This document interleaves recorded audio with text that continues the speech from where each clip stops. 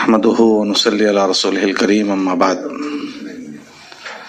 فأعوذ بالله من السميع العليم من الشيطان الرجيم بسم الله الرحمن الرحيم والمؤمنون والمؤمنات بعضهم أولياء بعض يأمرون بالمعروف وينهون عن المنكر وقال عليه الصلاة والتسليم طوبى لعبد جعله الله مفتاحا للخير ومغلاقا للشر أو كما قال عليه الصلاة والتسليم.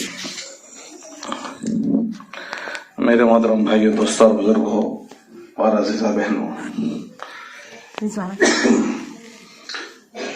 یہ کام کرنے والی بہنوں کا جوڑ ہر 2-3 مہینے پر یا 3-3.5 مہینے پر جو ہوتا ہے،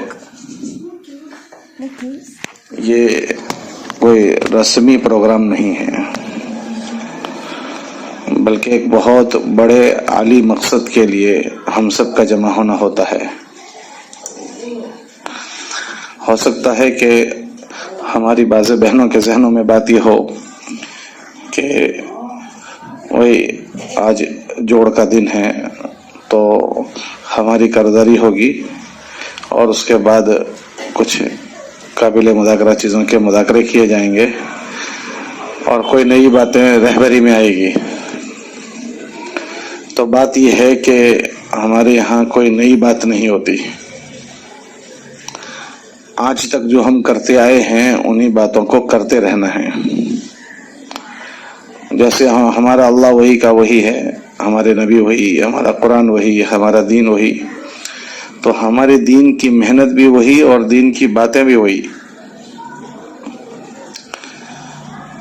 یہ جو جمع ہونا ہوتا ہے وہ اس لیے کہ اللہ پاک نے جس بڑی بات کی ہم کو توفیق دی ہے، دین کی سمجھ دی اور دین کی محنت میں ہم سب کو لگایا ہے.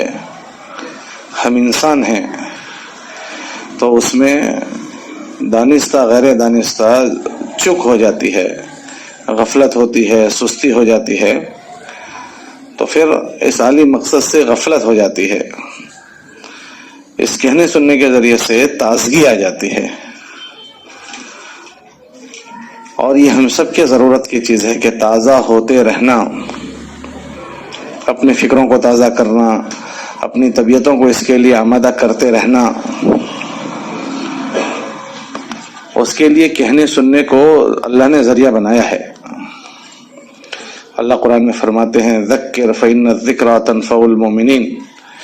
اے نبی جی، آپ انہیں یاد دہانی کریے. یاد دہانی کرنا ایمان والوں کو نفع دیتا ہے. اور ویسے بھی یہ دنیا غفلت کی جگہ ہے، یہ دھوکے کی جگہ ہے. غیر محسوس طریقے سے آدمی میں غفلت آ جاتی ہے اور غیر محسوس طریقے سے آدمی دھوکہ کھا جاتا ہے. اور خدا نہ کرے غفلت کے ذریعے سے یا دھوکے کے ذریعے سے اللہ کی نعمت کی ناقدری ہو جاتی ہے تو آدمی نعمت سے محروم ہو جاتا ہے.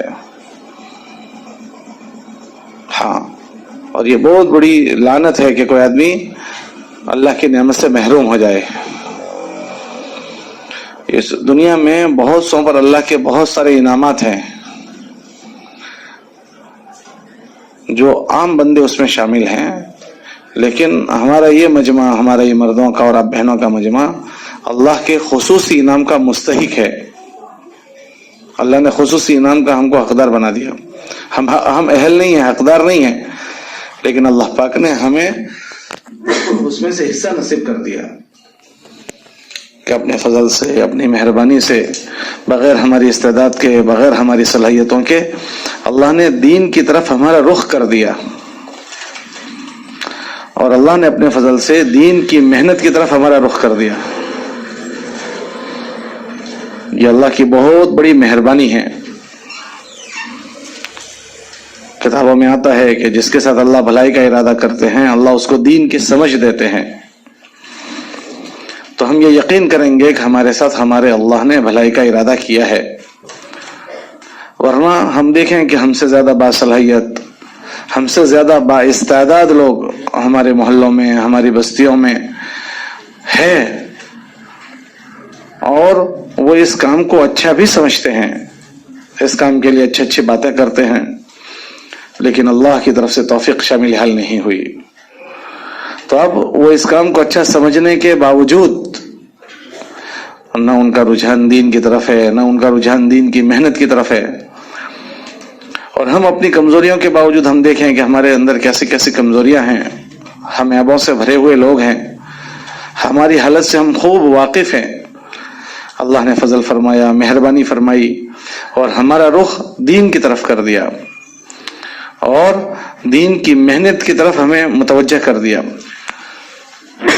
یہ اللہ کا بہت بڑا انعام ہے. اللہ قرآن میں فرماتے ہیں قل بفضل اللہ وبرحمتہ فبذلک فلیفرحوا، کہ جس کو یہ چیز مل جائے وہ اس پر اللہ کا فضل اور مہربانی ہے، اس پر اللہ کا احسان ماننا چاہیے اور اس پر خوش ہونا چاہیے. دنیا میں بہت سارے لوگ ہوتے ہیں چیزیں ملنے پر خوش ہوتے ہیں، ڈگری والوں کو ڈگری مل جائے، کاروبار کرنے والوں کو نفع مل جائیں تو اس پر خوش ہوتے ہیں. اللہ قرآن میں فرماتے ہیں کہ یہ چیز ایسی ہے کہ اس پر خوش ہونا چاہیے. پھر آگے فرمایا ذالک خیر مما یجمعون، کہ دنیا کے جتنے لوگ جو چیزیں جمع کرتے ہیں ان کی ساری جمع کرنے والی چیزوں کے مقابلے میں اللہ نے جو توفیق آپ کو دی ہے وہ اس سے بڑی ہے.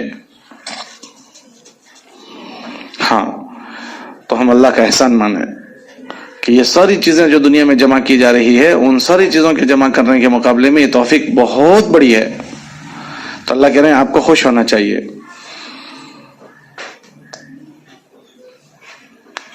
اس خوشی کا حق کیا ہے؟ کہ اس خوشی کا حق یہ ہے کہ ہم اس بڑی نعمت کی قدر کرنے والے بنے، قدر کرنے والے، کہ اللہ کی نعمت کا تقاضا یہ ہے کہ اب اللہ کا بندہ اس کی قدر کرے. ہاں جب قدر ہوتی ہے تو اللہ پاک اس نعمت میں اور اضافہ کر دیتے ہیں. اور ناقدری پر ہم ہمیشہ کہتے ہیں، سنتے ہیں، سناتے ہیں کہ اللہ نعمت کو لے لیتے ہیں. تو اس محنت کے دوران میں سب سے پہلی یہ بات سمجھنی ہوگی کہ ہم یہ محنت کیوں کر رہے ہیں، یہ محنت سے کیا چیز چاہی جاتی ہے. کیونکہ اگر وہ پتہ ہے تو پھر اس کی قدر کرنا آسان ہوگا، اور پتہ ہی نہیں ہے تو قدر کیسے کریں گے. ایک آدمی کے پاس ایک ٹوپی ہے تو اس کو سمجھنا ہوگا کہ ٹوپی کو کیسے استعمال کیا جاتا ہے اور ٹوپی کیوں دی جاتی ہے. تو وہ سمجھ گیا کہ ٹوپی سر پر رکھنے کے لیے ہوتی ہے تو وہ اس کو سر پر رکھے گا، اس سے نفع اٹھائے گا. ورنہ اگر اسے پتہ نہیں چلے گا تو اس سے وہ پوتا مارے گا، اسے پتہ نہیں ہے. ایک آدمی کے پاس، ایک خاتون کے پاس اوڑھنی ہے، اسے پتہ نہیں ہے کہ اوڑھنی کو کیسے استعمال کیا جاتا ہے اور اوڑھنی کیوں بنائی گئی ہے، تو وہ اس سے پوتا مارے گی. لیکن اگر اسی کو پتہ چلے کہ یہ سر پر رکھنے کے لیے ہیں تو پھر اس کو اوڑھنی بنائے گی، وہ سر پر رکھے گی. ایسی اس عظیم محنت جو ہمیں اللہ نے دی ہے وہ کیوں دی ہے، اس سے کیا بات چاہی جاتی ہے، یہ مقصد ہم میں سے ہر ایک کے ذہنوں میں رہے. اگر وہ مقصد سامنے رہے گا تو پھر اس مقصد کی طرف ہماری گاڑی جا رہی ہے نہیں جا رہی ہے اس کا احتساب آدمی کرے گا. ایک آدمی کو یہاں سے بمبئی جانا ہوتا ہے تو بمبئی کے اسٹیشن وہ دیکھتا ہے کہ یہاں سے پہلے بڑودہ آتا ہے، پھر اس کے بعد بھروچ آتا ہے، پھر اس کے بعد سورت، پھر اس کے بعد نوساری، پھر بلساڑ، پھر بمبئی. تو جیسے جیسے گاڑی منزل کی طرف جائے گی تو آدمی بورڈ دیکھتا ہے کہ بڑودہ آیا نہیں آیا، بھروچ کی طرف بڑھا ہی نہیں بڑھا ہے. تو وہ اس کی منزل کے نشان آتے رہیں گے تو اس کو اتنی خوشی ہوتی رہے گی کہ اللہ تیرا شکر ہے کہ ہماری گاڑی منزل کی طرف جا رہی ہے. لیکن ایک آدمی بڑودے کی طرف جا رہا ہے اور بورڈ میں داہود لکھا ہوا آیا، تو داہود تو دلی کی طرف ہے، تو ایک دم وہ پریشان ہو جائے گا کہ میری گاڑی منزل کی طرف نہیں ہے اور کسی راستے پر ہے. یا ایک آدمی اپنی منزل کی طرف جا رہا ہے لیکن آثار منزل نظر نہیں آتے، منزل کے نشان نظر نہیں آتے، تو تشویش کرے گا بار بار کہ بھائی ہم صحیح جا رہے ہیں نا، بھائی کسی سے پوچھ لو ہم صحیح جا رہے ہیں نا، کسی سے معلوم کر لو، کیونکہ آثار نظر نہیں آتے. تو ایسے اس عظیم محنت میں لگنے کے بھی آثار ہیں، اس کی ایک منزل ہے. اگر وہ منزل سمجھ میں آئی ہوگی تو اس کے آثار کو دیکھ کر اندر سے خوشی ہوگی، اور یہ ایمان کی نشانی ہے کہ اس کے آثار کو دیکھ کر اندر سے خوشی ہو. حدیث میں آتا ہے اذا سرتک حسنتک واذا ساءتک سیئتک فافهم انت مؤمن، کہ تجھے تیری نیکی خوش کر دے اور تجھے تیرا گناہ غمگین کر دے تو سمجھ کہ تو ایمان والا ہے. تو نیکیوں کو دیکھ کر آدمی کو خوش ہونا یہ ایمان کی نشانی ہے، اور گناہوں کو دیکھ کر غمگین ہونا یہ ایمان کی نشانی ہے. تو نیکیاں اور گناہوں سے بچنا یہ دونوں کا اس محنت کے مقاصد میں داخل ہے کہ آدمی اس محنت کے ذریعے سے جو چاہتا ہے وہ کیا ہے کہ اپنی کوئی چاہت نہیں. مولانا الیاس صاحب جو فرماتے تھے وہ بنیادی بات ہے کہ ان سے پوچھا گیا کہ آپ اس محنت سے کیا چاہتے ہو, تو حضرت نے یہ جواب دیا کہ ہم یہ چاہتے ہیں کہ اللہ کے نبی علیہ السلام جس چیز کو لے کر آئے ہیں وہ چیز اس امت میں اپنی حقیقت کے ساتھ زندہ ہو جائے, دوبارہ امت اس سطح پر آ جائے جس سطح پر اللہ کے نبی اس امت کو چھوڑ کر گئے ہیں. یہ اس محنت کا مقصد ہے. ہاں, اللہ کے نبی علیہ السلام کس حال میں بھیجے گئے تھے تو ہم غور کریں گے, تصور کریں گے تو اللہ پاک نبیوں کو ایسے حال میں بھیجتے ہیں کہ دنیا جہالت سے اور برائیوں سے بھری ہوئی ہوتی ہے, کہ پوری دنیا برائیوں سے بھری ہوئی ہے, پورے علاقے برائیوں سے بھرے ہوئے ہیں. ہر نبی کو اللہ پاک اندھیروں میں بھیجتے ہیں اور نبی کی محنت سے وہ اندھیرا چھٹتا ہے اور امت اجالے میں آتی ہے. جب ضلالت عام ہو جاتی ہے, گمراہی عام ہو جاتی ہے تو اللہ نبیوں کو مبعوث فرماتے ہیں. ہمارے نبی علیہ السلام کو سب سے بڑے اندھیرے میں بھیجا گیا. 600 سال کا اندھیرا تھا اور 600 سال کی جہالت تھی اور 600 سال کا کفر تھا. وہ بہت بھاری کفر ہے, لمبا سلسلہ ایسا رہا کہ جس میں کوئی محنت کرنے والا نہیں آیا ہے. اللہ پاک نے اپنے نبی علیہ السلام کو ایسے ماحول میں بھیجا تھا. اور اس زمانے کی جاہلیت اتنی بڑی جہالت تھی کہ اللہ اس کی مثال دے رہے ہیں. اللہ کہہ رہے ہیں کہ وہ جاہلیت نہیں, وہ جہالت نہیں تھی, جاہلیت تھی. جہالت میں اور جاہلیت میں کیا فرق ہے کہ جہالت کو کسی چیز سے غفلت برتنا, اور جاہلیت کا مطلب کہ کوئی چیز خود اس کا وصف اختیار کر لے, کہ وہ خود ہی جاہل بن گیا, اس کی باڈی ہی جاہل بن گئی. تو گویا وہ زمانے میں جہالت نہیں ہے, وہ زمانہ ہی جہالت ہے. ایک ہے زمانے میں جہالت اور ایک جہالت ہی زمانہ, دو میں فرق ہے. تو وہ ایسی جہالت تھی کہ رچ بس گئی تھی ان کے اندر, اور ایسے ایسے اعمال اس جہالت کی وجہ سے ان سے ہو رہے تھے کہ نہ پوچھو بات. کیسے اعمال ہو رہے ہیں کہ بیت اللہ کا بغیر کپڑوں کے طواف ہو رہا ہے, لڑکی کو زمین میں دفن کیا جا رہا ہے, نسلوں میں لڑائیاں چل رہی ہے. ایسی ایسی چیزیں جو پہلے نہیں سننے میں آئی تھی. لیکن جب ہمارے نبی علیہ السلام مبعوث ہوئے تو اللہ پاک نے ان کی محنت کی برکت سے یہ ساری جہالت کو ختم کر دیا اور یہ ساری بے دینی کو ختم کر دیا. اور انہی لوگوں کو جن کے لیے ساری باتیں تھی کہ ان کی زندگیاں ایسی ہے, اللہ پاک نے نبی کی محنت سے اس کو ایسا چمکایا اور ایسا سنوارا کہ اس مجمع کو بہترین مجمع کہا گیا. اولئک ھم خیر البریہ, اللہ کی دھرتی کے وہ بہترین لوگ ہیں, سب سے پاکیزہ لوگ ان کو کہا گیا. اور ان پر اللہ کے نبی علیہ السلام کی محنت نے جو اثر کیا وہ ایسا ہوا کہ وہ لوگ وہ اس امت کے لیے نمونہ بنے ہیں. فَبِأَيِّهِمْ اقْتَدَيْتُمْ اهْتَدَيْتُمْ, کہ ان میں سے جس کی بھی اتباع کی جائے کہ وہ منزل مقصود پر آدمی کو لے جائے گا. افراد بھی ایسے بنے اور ان کے گھر بھی ایسے بنے, ان کے گھر, ان کا معاشرہ, ان کا ماحول, مدینہ منورہ کہ افراد بھی بنے اور ان کی محنت کی برکت سے محلے بھی بنے, گھرانے بھی بنے, افراد بھی بنے. سب سے بدترین جگہ دنیا کی جو ہے وہ بازار ہے. بازار سب سے بدترین جگہ, کیونکہ بازار جو ہوتا ہے وہ اللہ کا غیر بہت بولا جاتا ہے. تو حضرت علی فرماتے ہیں کہ ہمارے بازار بھی ایسے بنے کہ ہماری مسجدوں کے نقشوں پر آ گئے, ہماری مسجدوں کے نقشوں پر ہمارے بازار آ گئے. تو آپ اندازہ کریں کہ حضور علیہ السلام کی محنت میں کتنی تاثیر ہوگی, کہ افراد کو سنبھالا اس محنت نے, گھرانوں کو بنایا, گھرانے بھی بنے, گھرانے, گھر کا ایک ایک فرد صحیح رخ پر آیا ہے. گھرانے ایسے بنے کہ اللہ کے نبی علیہ السلام کے زمانے میں جب لوگ اسلام میں داخل ہوتے تھے تو اللہ کے نبی علیہ السلام کا معمول یہ تھا کہ مردوں کو مردوں کے حوالے کرتے تھے اور عورتوں کو عورتوں میں بھیج دیتے تھے. تو جب عورتیں عورتوں میں جاتی تھی تو تھوڑے دن ان کے بیچ میں قیام کرتی تھی تو وہ گھرانے سے ان کو دین مل جاتا تھا. ہاں, تو گھرانے کو بھی سنبھالا. پھر مدینہ منورہ ایسا پاکیزہ بنا کہ وہاں کا معاشرہ کہ بے ایمان اگر آ جاتا تھا تو 2-4 دن اگر اس معاشرے میں رہے تو وہاں کا ایمان کا اثر اس پر پڑتا تھا. اور سب سے بدترین جگہ جو بازار ہے وہ بھی سنبھل گئی. ایسی طاقتور چیز حضور علیہ السلام والی محنت ہے.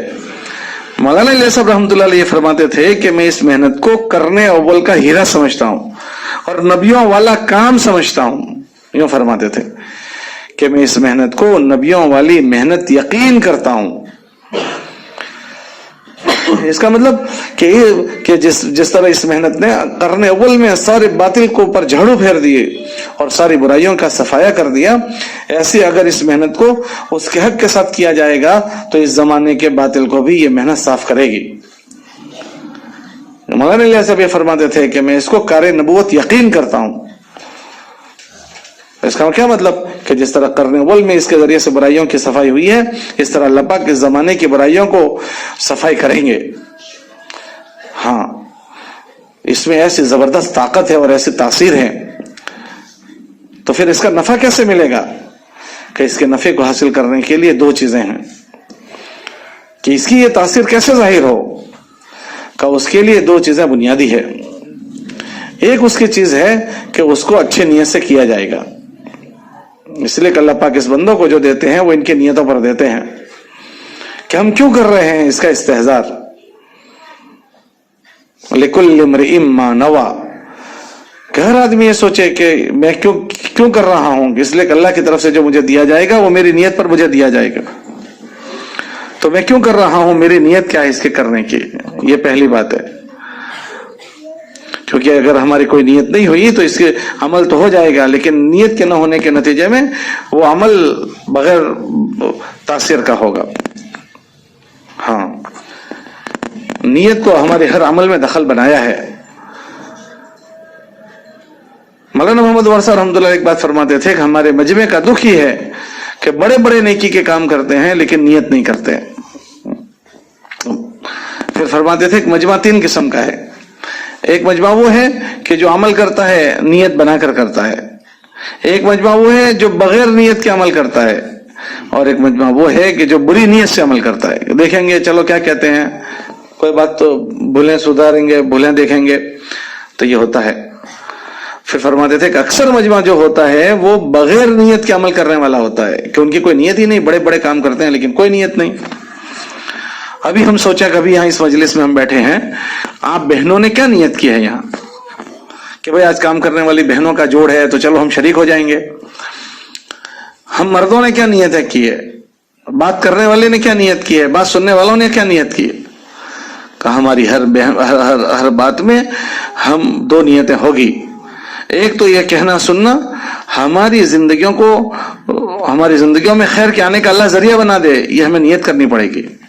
کہنے والے کو بھی، سننے والیوں کو بھی، سننے والوں کو بھی، کیونکہ کہنے سننے کو اللہ پاک نے خیر کا ذریعہ بنایا ہے. تو کیا ہم نے اس کی نیت کی ہے؟ ہر آدمی جائزہ لے.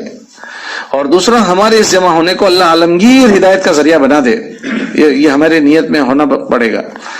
اگر یہ ہے تو یہ کہنا سننا مجھے بھی نفع دے گا، آپ کو بھی دے گا، اور اس کے اثرات عالمگیر ہوں گے.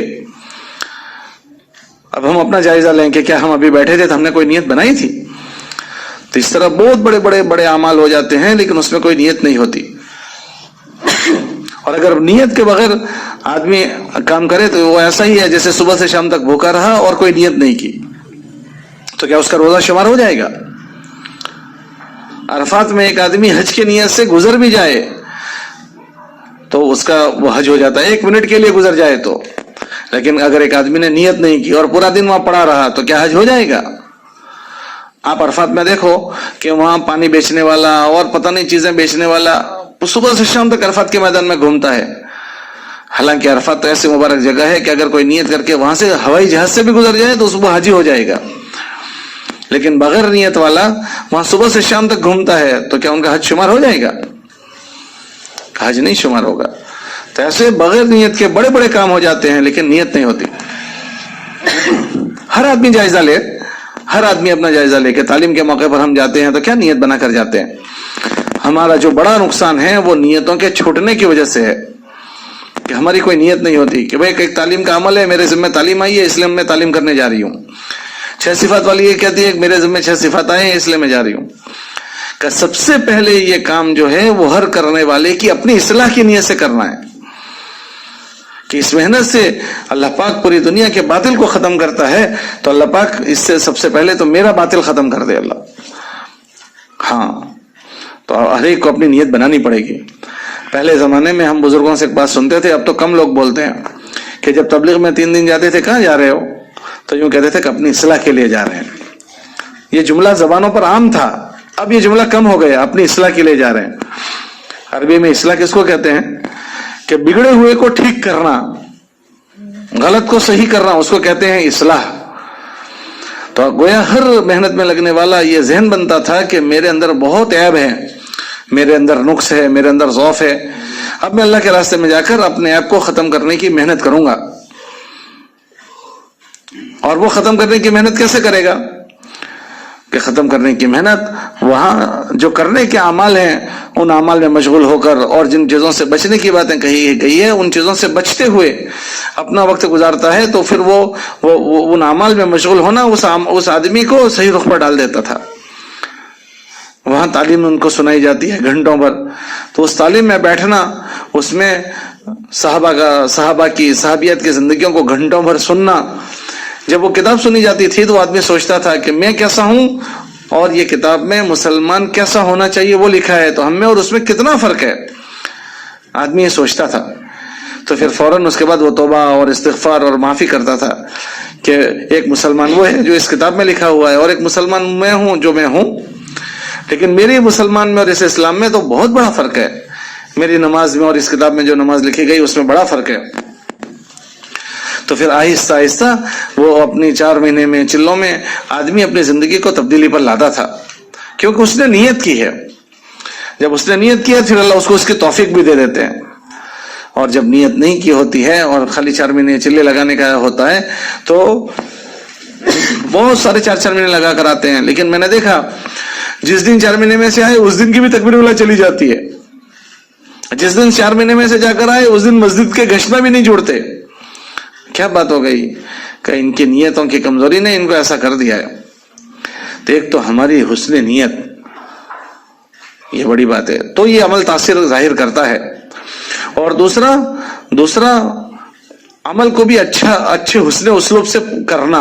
عمل کو اللہ قرآن میں فرماتے ہیں کہ ہم تم سے یہ چیز دیکھنا چاہتے ہیں کہ تم میں سے کون اچھا عمل کرتا ہے. لیبلوکم ایکم احسن عملا, کہ تم میں سے کون عمل کو اچھا بنائے گا وہ ہم دیکھنا چاہتے ہیں. تو ایک اچھی نیت بنانی پڑے گی, اور جس عمل کو کیا جا رہا ہے اس کو اچھا بنانا پڑے گا. ہاں, ہمارے بزرگ فرماتے تھے کہ اگر اس کو ایسے کیا جائے جیسے کرنا ہے تو سال میں آنے والی خیر سلوٹوں میں آ جائے گی, اور اگر نبی والی محنت کو خراب کیا گیا تو پھر سال میں آنے والا شر بہت جلدی آ جائے گا. ہاں, عمل اس وقت تاثیر ظاہر کرتا ہے جب اس کو اس کے اسلوب کے ساتھ, حق کے ساتھ ادا کیا جائے. آپ نے کتاب میں نہیں پڑھا, ایک نماز وہ ہے جو آسمان پر جاتی ہے, اور ایک آدمی نے نماز پڑھی اور وہ اس کی نماز اس کے منہ پر ماری گئی. حالانکہ نماز تو دونوں کی ہوئی, لیکن ایک کے منہ پر ماری گئی اور ایک کی نماز آسمانوں پر گئی. ایک کا قرآن پڑھنا آسمانوں پر گیا, اور ایک کا قرآن پڑھنا خود قرآن پڑھنے والے پر بد دعا کر رہا ہے. تو یہ کیا بات ہو گئی کہ جس قرآن پڑھنے والے نے صحیح نہیں پڑھا اس پر وہ قرآن بد دعا کرے گا. ایک حج میں جانے والے کو لبیک کہا جاتا ہے اور ایک کو لا لبیک کہا جا رہا ہے. تو عمل تو دونوں نے کیا, لیکن ایک نے قبولیت رکھی اور ایک مردود ہو گیا. ایسے تبلیغ کی محنت بھی کہ ایک کام کرنے والے کا اپنی ذات کو بھی نکھارتا جاتا ہے, محنت کا کرنا نکھارتا جاتا ہے, اور وہ بندہ اس کی محنت ذریعہ بنتی چلی جاتی ہے, اس کے گھرانے کے بننے کا, اس کے محلے کے بننے کا, پھر اس کے بعد اس کی برکت اس کے گاؤں میں, اس کے ضلع میں, اس کے صوبے میں, اور پورے ملک اور پوری دنیا میں اس کے اثرات پڑتے ہیں. آپ دنیا میں ایسے لوگ دیکھیں گے کہ جو اکیلے دنیا میں تھے لیکن ان کی محنت کی برکتیں ایسی پھیلی کہ ان کی برکت سے پوری دنیا میں کام ہوا ہے. ایسے لوگ ملیں گے آپ کو کہ علاقوں کے علاقے, بستیوں کی بستیاں ان کی محنت کی برکت سے اٹھی ہے. وہ یہاں سے بہت جھیل کر گئے, لیکن اللہ نے ان کے نقل و حرکت کو عالمگیر ہدایت کا ذریعہ بنایا ہے. یہ اضلاع میں جو کام پہنچا, صوبوں میں کام پہنچا, ملکوں میں کام پہنچا, اس کا ذریعہ انسان ہی تو بنے ہیں, اور کون بنے ہیں. ہاں, تو بعض لوگ ایسے بھی آئے ہیں, اور بعض لوگ وہ بھی ہیں کہ جنہوں نے زندگی تبلیغ میں گزار دی لیکن موت تک زندگی سنوری نہیں ہے, لوگوں میں قابل اطمینان نہیں بنے, قابل اعتماد نہیں بنے, زندگی اعمال کی عادی نہیں بنی ہے. ہاں, اگر کسی کا ایسا ہوا تو اس سے بڑا کسی کا نقصان نہیں. سب سے بڑا نقصان والا آدمی یہ ہے کہ پانی بھی پی رہا ہے اور اس کی پیاس نہیں بجھ رہی ہے, کھانا بھی کھا رہا ہے اور اس کا پیٹ نہیں بھر رہا ہے, کہ اس کو جول بکر کی بیماری ہے. ایسے ایک آدمی دین زندہ کرنے کی محنت میں لگا ہے اور اس کی زندگی میں دین نہیں آ رہا ہے، کہ اس سے بڑا نقصان کسی کا نہیں ہے کہ دین کی محنت میں لگا ہے اور اس کی زندگی میں دین نہیں آ رہا ہے. سب سے بڑا نقصان اس کا ہے. ہاں، اس کے کہنے سننے سے اور تو دیندار بن رہے ہیں، لیکن وہ خود کہنے سننے والا دیندار نہیں بنا. یہ جو ہمارا جمع ہونا ہوتا ہے وہ اسی لیے کہ ان چیزوں کو آپس میں سوچنا، سمجھنا، اس کی فکریں کرنا کہ کیوں کہ ہمارے ساتھ ہمارا دشمن شیطان لگا ہوا ہے، ہمارا نفس لگا ہوا ہے، اور نفس اور شیطان اس کے اوپر زیادہ محنت کرتا ہے جو زیادہ اللہ کی نعمتوں میں ہوتا ہے. اس لیے کہ چور ہمیشہ مالدار کے گھر میں آتا ہے، غریب کے گھر میں نہیں آتا. جہاں مالدار ہے وہاں چوری ہوتی ہے، غریبوں میں نہیں ہوتی. ہمارا یہ جو مجمع ہے کام میں لگا ہوا وہ مالدار مجمع ہے دین کے حساب سے. دو قسم سے وہ مالدار ہے. ایک تو اپنی ذاتی زندگیاں اوروں کے مقابلے میں ان کی بنی ہوئی ہے، سنوری ہوئی ہے اور خوبیوں والی بنتی روز چلی جا رہی ہے. اور دوسرا ان کی محنت کے ذریعے سے اللہ پاک ہزاروں لاکھوں انسانوں کو متوجہ کر رہے ہیں. ہاں، آپ کو نہیں پتا ہے ہمارے مردوں کو، اور آپ کو نہیں پتا ہے کہ ہمارے ان محنتوں کے ذریعے سے اللہ پاک نے کہاں کہاں کیا کیا تاثر پیدا کیے. یہ تو جب مسجدوں میں جماعت آتی ہے تو میری عادت ہے، میں کبھی پوچھتا ہوں کہ آپ تبلیغ میں کیسے لگے، آپ تبلیغ میں کیسے لگے، آپ تبلیغ میں کیسے لگے. تب پتہ چلتا ہے کہ کوئی جماعت آئی تھی، اس کی یہ بات میرے اوپر اثر کر گئی. ابھی ہم 2-3 دن پہلے یہاں بیٹھے تھے ہمارے ایک حاجی صاحب کے بینسوں پر، تو ایک لڑکا ملاقات میں آیا. میں نے اس کو پوچھا، وہ ان کے فیملی میں درگاہ پرستی ہے، لوگ درگاہ کو بہت مانتے ہیں. تو یہ لڑکے کو میں نے پوچھا تو کیسے تبلیغ میں لگ گیا. وہ ماڈل ہے اس کا، اپنے گاؤں کا ماڈل. تو اس کے ساتھ 30-35 بچے ایسے ہی ہو جاتے ہیں جب وہ جماعت میں جاتا ہے، 3 دن چلا تو ایسے ہی ہو جاتے ہیں. تو اس نے کہا کہ میں تو بہت سخت ویرودھی تھا، اور وہ بہت خوبصورت لڑکا. تو اس کو میں نے پوچھا تو کیسے تبلیغ میں لگا. تو اس نے کہا کہ ہماری مسجد میں جماعت آئی تھی تو میں ایسے ہی بیٹھ گیا. تو انہوں نے بیان میں یہ جملہ کہا جو مجھے لگ گیا. بس وہ جماعت میں گیا، اس کو لگ گیا، اور اس کا اثر یہ ہوا کہ یہ بچہ آج ماشاءاللہ اپنے ساتھ ہر مہینے 3 دن لگائے 30-35 آدمیوں کو لے کر. اب اس کو تو پتہ بھی نہیں ہوگا کہ وہ جماعت والے کو کہ میرے جملے نے اس لڑکے پر یہ اثر کیا. ہم لوگ رائیونڈ میں تھے، ہمارے ایک حاجی صاحب ہیں حاجی یامین کر کے، انہوں نے کارگزاری سنائی کہ ہماری جماعت ایک جگہ کام کر رہی تھی، تو مسجد میں تعلیم ہو رہی تھی، تو وہاں باہر ہوٹل تھی. تو چھوٹی چھوٹی مسجدیں ہوتی ہے تو آواز باہر جاتا ہے. تو ہم تعلیم کا حلقہ لگا کر بیٹھے ہوئے تھے. تو ایک آدمی اپنے برتن دھو رہا تھا، اس کے ساتھ اس کا چھوٹا سا بچہ تھا. تو ہماری تعلیم میں آیا کہ قرآن پڑھنے کے کیا نفع ہیں اور قرآن کو یاد کرنے کے کیا فائدے ہیں، اور جو آدمی اپنے بچے کو حفظ کروائے گا اس کو، اس کے ماں باپ کو کیا پہنایا جائے گا، وہ سب فضائل سنے. تو وہ آدمی وہاں برتن دھو رہا تھا، وہ ہوٹل کا کاریگر، ہوٹل کا مزدور، اس کے کان پر یہ آواز پڑی. تو وہ ایک دم ذرا دیکھنے لگا، تعلیم کو سنتا رہا. بس اس کے بعد وہ بچہ غائب ہو گیا. ارے بھائی تمہارا بچہ کہاں چلا گیا؟ کہ میں نے دیکھا کہ وہ جماعت آئی ہوئی تھی، وہ تعلیم کر رہی تھی، تو وہ تعلیم میں نے سنا کہ کوئی باپ اپنے بچے کو حفظ کروائے گا تو اللہ اس کو کیا دیں گے، یہ سنا. تو پھر میں تو یہاں میرے ساتھ مزدوری میں لاتا تھا تاکہ وہ بھی 5-25-50 روپے کا کام کرے، مجھے ٹیکا ہو جائے گا. لیکن جب میرے کان میں یہ آواز پڑی تو میں اپنے بچے کو حافظ بننے کے لیے چھوڑ آیا. اچھا، پھر وہ بھائی آمین صاحب سنا رہے تھے کہ وہ بچے نے حفظ مکمل کیا، پھر وہ پڑھانے کے لیے بیٹھا. تو جب ہم کو کارگزاری سنائی تو انہوں نے سنایا کہ اس کے ہاتھ سے 200 بچے حافظ ہوئے. 200 بچے. اب اس جماعت کو تو پتا بھی نہیں ہوگا کہ ہماری تعلیم کا اثر اس کے کان پر ایسا پڑا ہے. ہاں، کیا ایک دم بڑے طاقت ہو جاتی ہے، بڑے بڑے نفع وجود میں آتے ہیں. ابھی ہمارے یہاں ایک بہت بڑے مولانا کا انتقال ہو گیا، مفتی ابراہیم اچھودی صاحب. تو جنازے میں ہم لوگ شریک ہوئے تھے. پھر اس کے بعد وہاں مدرسے میں گئے. مدرسے میں کچھ بچے ملے، بہت زمانے بعد ملے. تو کہنے لگے جانتے ہو ہم کو؟ میں نے کہا نہیں جانتا ہوں. تو کہنے لگے کہ ہم 95 میں آپ کے پاس یہاں مدرسے میں ہم پڑھتے تھے، آپ بھی تب پڑھتے تھے. تو میں نے کہا آپ کون ہو؟ کہ فلاں فلاں. او ہو اچھا آپ لوگ وہ ہیں. تو 95 میں ہم لوگ ساتھ میں پڑھتے تھے. اب وہ ملے تو ان کی خیریت پوچھی، کیسا ہے کیسا نہیں. وہ بچے تھے کون؟ بچوں کا حال یہ تھا کہ وہ بھوپال کے تھے بچے. ہماری مسجد جو ربانی مسجد ہے ان کے امام صاحب 95 میں وہاں چلہ لگانے گئے تھے. تو وہاں کوئی مرد متوجہ نہیں ہوئے تھے. تو وہ مایوس ہو گئے. تو انہوں نے دیکھا کہ یہاں اتنی ساری بے دینی ہے تو یہ بے دینی ختم کیسے ہو. تو ان کے ذہن میں بات آئی کہ یہاں کے بچے کچھ پڑھ لیں گے تو ان کے پڑھنے سے وہ مولوی صاحب بنیں گے تو اپنی بستیوں کو سنبھال لیں گے. تو وہ وہاں سے اس زمانے میں وہ وہاں سے بچوں کو تشکیل کر کے آئے کہ ہم آپ کو وہاں ہمارے وہاں مدرسہ ہے پڑھنے لے جائیں, آپ پڑھو گے. وہ تیار ہو گئے بچے. تو یہاں گودرا آ کر انہوں نے محتمم صاحب سے کہا, مولانا عبدالستار صاحب سے, کہ اس طرح میں بستی میں گیا تھا اور وہاں اس طرح میں نے بچوں کو دیکھا ہے, آپ اس کو قبول کر لو کہ میں لے آؤں. تو مولانا نے کہا کہ اب تو دیکھو چھٹی ہو رہی ہے, اب تو سال ختم ہو رہا ہے, آئندہ سال لے آنا. تو وہ دوسرے سال گئے اسپیشل وہاں, اور وہاں سے بچوں کو ان کو لے کر آئے. وہ بچوں کو میں نے دیکھا اتنے جہالت میں تھے کہ جب وہ لڑتے تھے تو اس زمانے میں گیس کم تھا, اسٹو ہوتے تھے, تو کمرے میں اسٹو ہوئے تو وہ ایک اسٹو اٹھاوے اور دوسرے کے سر پر مار کر سر کو پھوڑ دے. بند کر. اور جب وہ لڑتے تھے تو مطبخ میں کچن میں آگ جلتی تھی تو وہاں سے لکڑی لے آتے اور اپنے ساتھی دار کو مارتے تھے. ایسا سخت ان کا حال تھا. تو مولانا نے کہا بھائی یہ بچوں کو ہم نہیں رکھیں گے, ان کو واپس لے جاؤ. تو مولانا نے ان کی خوشامد کی کہ ایسا مت کرو, اگر یہ بچے چلے گئے تو یہ علاقہ ویران رہ جائے گا, کہ یہ تو اس طرح لڑتے ہیں. تو میں نے دیکھا پھر مولانا ہر جمعرات کو سائیکل لے کر آتے تھے, 5 کلومیٹر چلا کر آتے تھے سائیکل, اور کبھی ان کے لیے آم لے کر آوے, کبھی موسمی لے کر آوے, کبھی کچھ, اور ان کو تسلی دیتے, ہمت دیتے. وہ بچے جم گئے, ان کا ناظرہ پورا ہوا. پھر اس کے بعد وہ حفظ کیا, انہوں نے حفظ پورا ہو گیا. پھر وہ بچوں نے عالمیت میں داخلہ لیا. میں نے ان کی قرضداری پوچھی کبھی کیا حال ہے, کہ ہماری اس بستی کے 150 علماء ہوئے اور 150 علماء ابھی ہم لوگ بھوپال میں پڑھا رہے ہیں. او ہو 150 علماء, جہاں کے مولانا 10-12 کو لائے تھے, پھر وہ گئے, پھر دوسرے آئے, پھر وہ گئے, پھر تیسرے آئے, پھر وہ گئے, پھر چوتھے آئے, تو 150 تو خالی ایک بستی میں پڑھا رہے ہیں. پھر اس کے علاوہ ابھی ان کے اطراف کی بستیوں میں کتنے حفاظ, کتنے علماء ہیں, اور ابھی اسی بستی کے 200 بچے ہمارے وہاں وڑاک پور میں پڑھتے ہیں, لونا واڑا میں 150 بچے پڑھتے ہیں. اور اس کے علاوہ ہم ڈابیل گئے, وہاں ہم نے ان کے بچے دیکھے.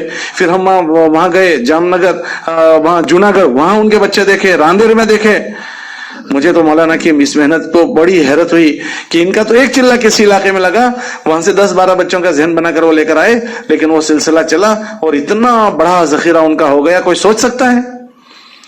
تو ہماری یہ محنت جو ہے ایسی تناور درخت اگا دے کہ دکھنے میں پتہ نہیں کون کس کی محنت سے لگا, کہاں وہ کیا کر کے آیا, وہ بیج ایسا بڑا ہوتا ہے درخت کہ اس کے ساتھ ہزاروں پھل لگ جاتے ہیں. تو مولانا کا ایک چلہ بھوپال میں لگا تھا, لیکن اتنی بڑی خیر. تو ہماری تبلیغ کا کام کرنے والے جو لوگ ہیں وہ دین کے اعتبار سے بہت مالدار لوگ ہیں, 2 قسم سے. ایک تو اس محنت میں لگنے کی وجہ سے اللہ کسی نہ کسی درجے میں ان کی زندگیوں کو عمل والی بنا دیتے ہیں, سنبھالا دیتے ہیں. اور دوسرا, ان کے یہ محنت میں لگنے والے لوگ, ان کے ذریعے سے علاقوں میں یہ خیر پھیلتی چلی جاتی ہے. تو شیطان اس کو تھوڑی برداشت کرے گا. تو پہلے تو آدمی پر شیطان کوشش یہ کرتا ہے کہ یہ لوگ محنت میں نہ لگیں, اور محنت میں لگ جاتے ہیں. پھر دوسری کوشش یہ کرتا ہے کہ اس محنت سے یہ نفع نہ اٹھانے. نفع نہ اٹھانے میں کیا کرتا ہے, کہ نفع نہ اٹھانے میں 2 چیزیں کرواتا ہے. ایک تو یہ کرواتا ہے کہ محنت کرنے والے کو وہ اپنے سے غافل کر دیتا ہے, اس کی محنت میں نیت دوسروں کی ہو جاتی ہے. تو پھر یہ ہوتا ہے کہ اس کی محنت کے ذریعے سے دوسرے لوگ تو دیندار بن جاتے ہیں اور خود محنت کرنے والا اس سے ادھورا رہ جاتا ہے.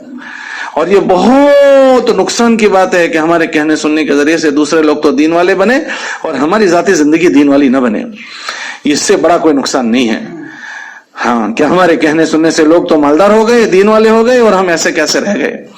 یہ ہمارے جوڑ اسی لیے ہوتے ہیں کہ ہماری نیتوں کی تازگی ہو جائے, ہمارے جذبات کی تازگی ہو جائے, اور ہم اپنی صحیح نیت کرنے والے بن جائیں, اور صحیح کام کرنے والے ہم بن جائیں.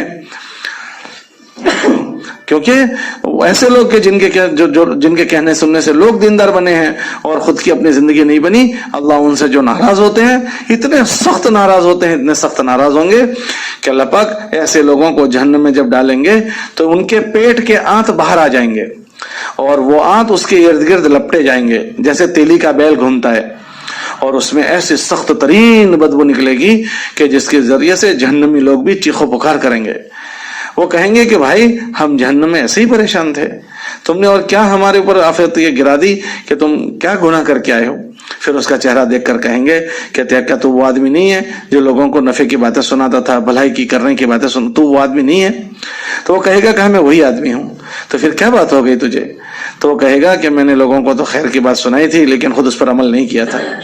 تو شیطان ہمارے اوپر یہ محنت کرتا ہے کہ ہمیں محنت میں لگایا، لیکن اس محنت کے ذریعے سے جو چیز ہم اوروں میں زندہ کرنا چاہتے ہیں وہ چیز ہمارے اندر زندہ ہو، اس سے ہمیں غافل کر دیتا ہے۔ اس لیے سب سے پہلے ہمیں اپنی اس محنت میں یہ نیت کرنی ہے کہ ہماری اپنی ذاتی زندگیاں روز بروز سنورتی چلی جائے، بنتی چلی جائے۔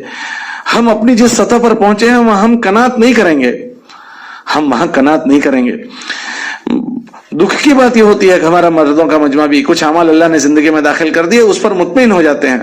ہماری عورتوں کا مجمع بھی ہمیں اللہ نے ان محنت کے میں لگنے کے بعد کچھ اعمال پر ہمیں اللہ نے کھڑا کر دیا تو ہم قناعت کر لیتے ہیں کہ یہ قناعت کی چیز نہیں ہے، کہ روزانہ محنت کرتے کرتے ہماری زندگیوں کو آگے بڑھانا ہے۔ کتنی آگے بڑھانا ہے، کہاں تک جانا ہے؟ کہ ہمیں اللہ پاک نے ہمارے لیے جو آئیڈیل اور نمونہ بنایا ہے وہاں تک جانا ہے۔ ہمارے لیے اللہ پاک نے اس محنت میں آئیڈیل اور نمونہ جو بنایا ہے وہ صحابہ کی زندگی کو بنایا ہے۔ صحابہ کی زندگی، پاکیزہ زندگی، وہ زندگی ہے جس پر اللہ نے رضامندی کی مہر لگائی ہے کہ ہم ان سے راضی ہو گئے۔ اس کے علاوہ دنیا میں اور کوئی آئیڈیل ہمارے لیے نہیں ہے۔ یہ تعلیم کو ہمارے بڑوں نے ہمارے لیے جو یہ فضائل اعمال اور صدقات کی کتاب ہے نا، وہ فضائل اعمال اور صدقات کی کتاب یہ لکھی نہیں حضرت شیخ نے، حضرت شیخ کے پاس لکھوائی گئی ہے۔ اس کا جو پہلے نام تھا وہ فضائل تبلیغ کا نام تبلیغی نصاب تھا، تبلیغی نصاب، کہ جو بھی تبلیغی کام میں لگے گا اس کا یہ سلیبس ہے، یہ اس کا نصاب ہے۔ اس میں کیا لکھا ہے؟ اس میں جو لکھا ہے وہ صحابہ کی زندگی لکھی ہے۔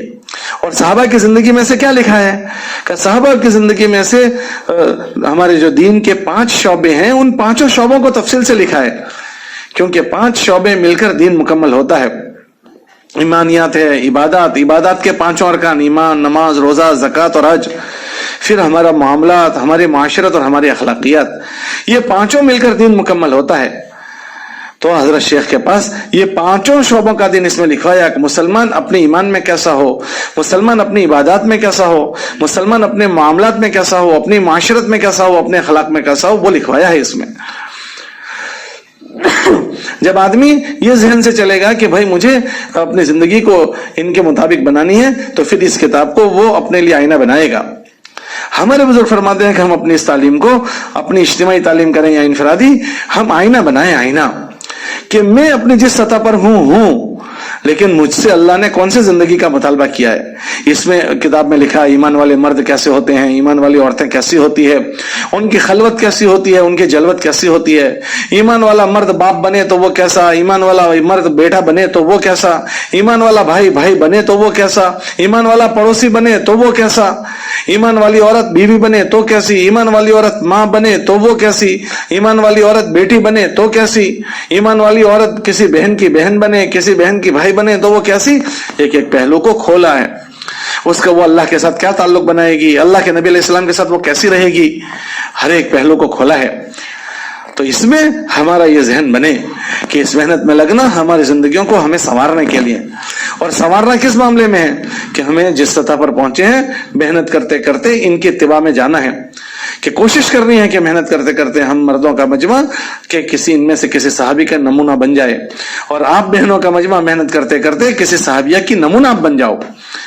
ہاں، یہ ہمارا ٹارگٹ ہے، یہ ہمارا ہدف ہے کہ اس محنت میں لگنے سے تو سب سے پہلے ہمیں ہر ایک کو اس کی فکر کروائی جاتی ہے ان جوڑوں کے ذریعے سے کہ اللہ نے جس محنت میں ہم کو لگایا اس کے ذریعے سے جو چیز زندہ کرنا چاہتے ہیں اوروں میں، وہ ایک ایک محنت کرنے والے کے اندر زندہ ہو جائے، ایک ایک محنت کرنے والے کے اندر زندہ ہو جائے۔ ہاں، ایک ایک مرد میں بھی، ایک ایک عورت میں بھی زندہ ہو جائے، اور مردوں میں جتنا اہم ہے اس کو زندہ کرنا، اس سے کہیں گنا زیادہ ان چیزوں کو زندہ کرنا عورتوں کے لیے اہم ہے۔ ہاں، کیونکہ ایک عورت وہ ایک عورت نہیں ہے، ایک عورت اس کے ساتھ پورا اس کی فیملی جڑی ہوئی ہے۔ اور حضرت جی رحمۃ اللہ علیہ کی جو بات آپ نے کئی مرتبہ سنی ہوگی کہ ایک عورت کے بننے سے ایک گھرانہ بنتا ہے، ایک عورت کے بننے سے ایک نسل بن جاتی ہے، ایک عورت کے بننے سے ایک خاندان بنتا ہے۔ ہاں، اب ہر مرد جائزہ لے کہ میرا کتنا اثر اپنے گھر پر ہے، اور ہر خاتون اپنا جائزہ لے کہ میری بنی ہوئی زندگی میرے گھر والوں پر کتنی اثر انداز ہے۔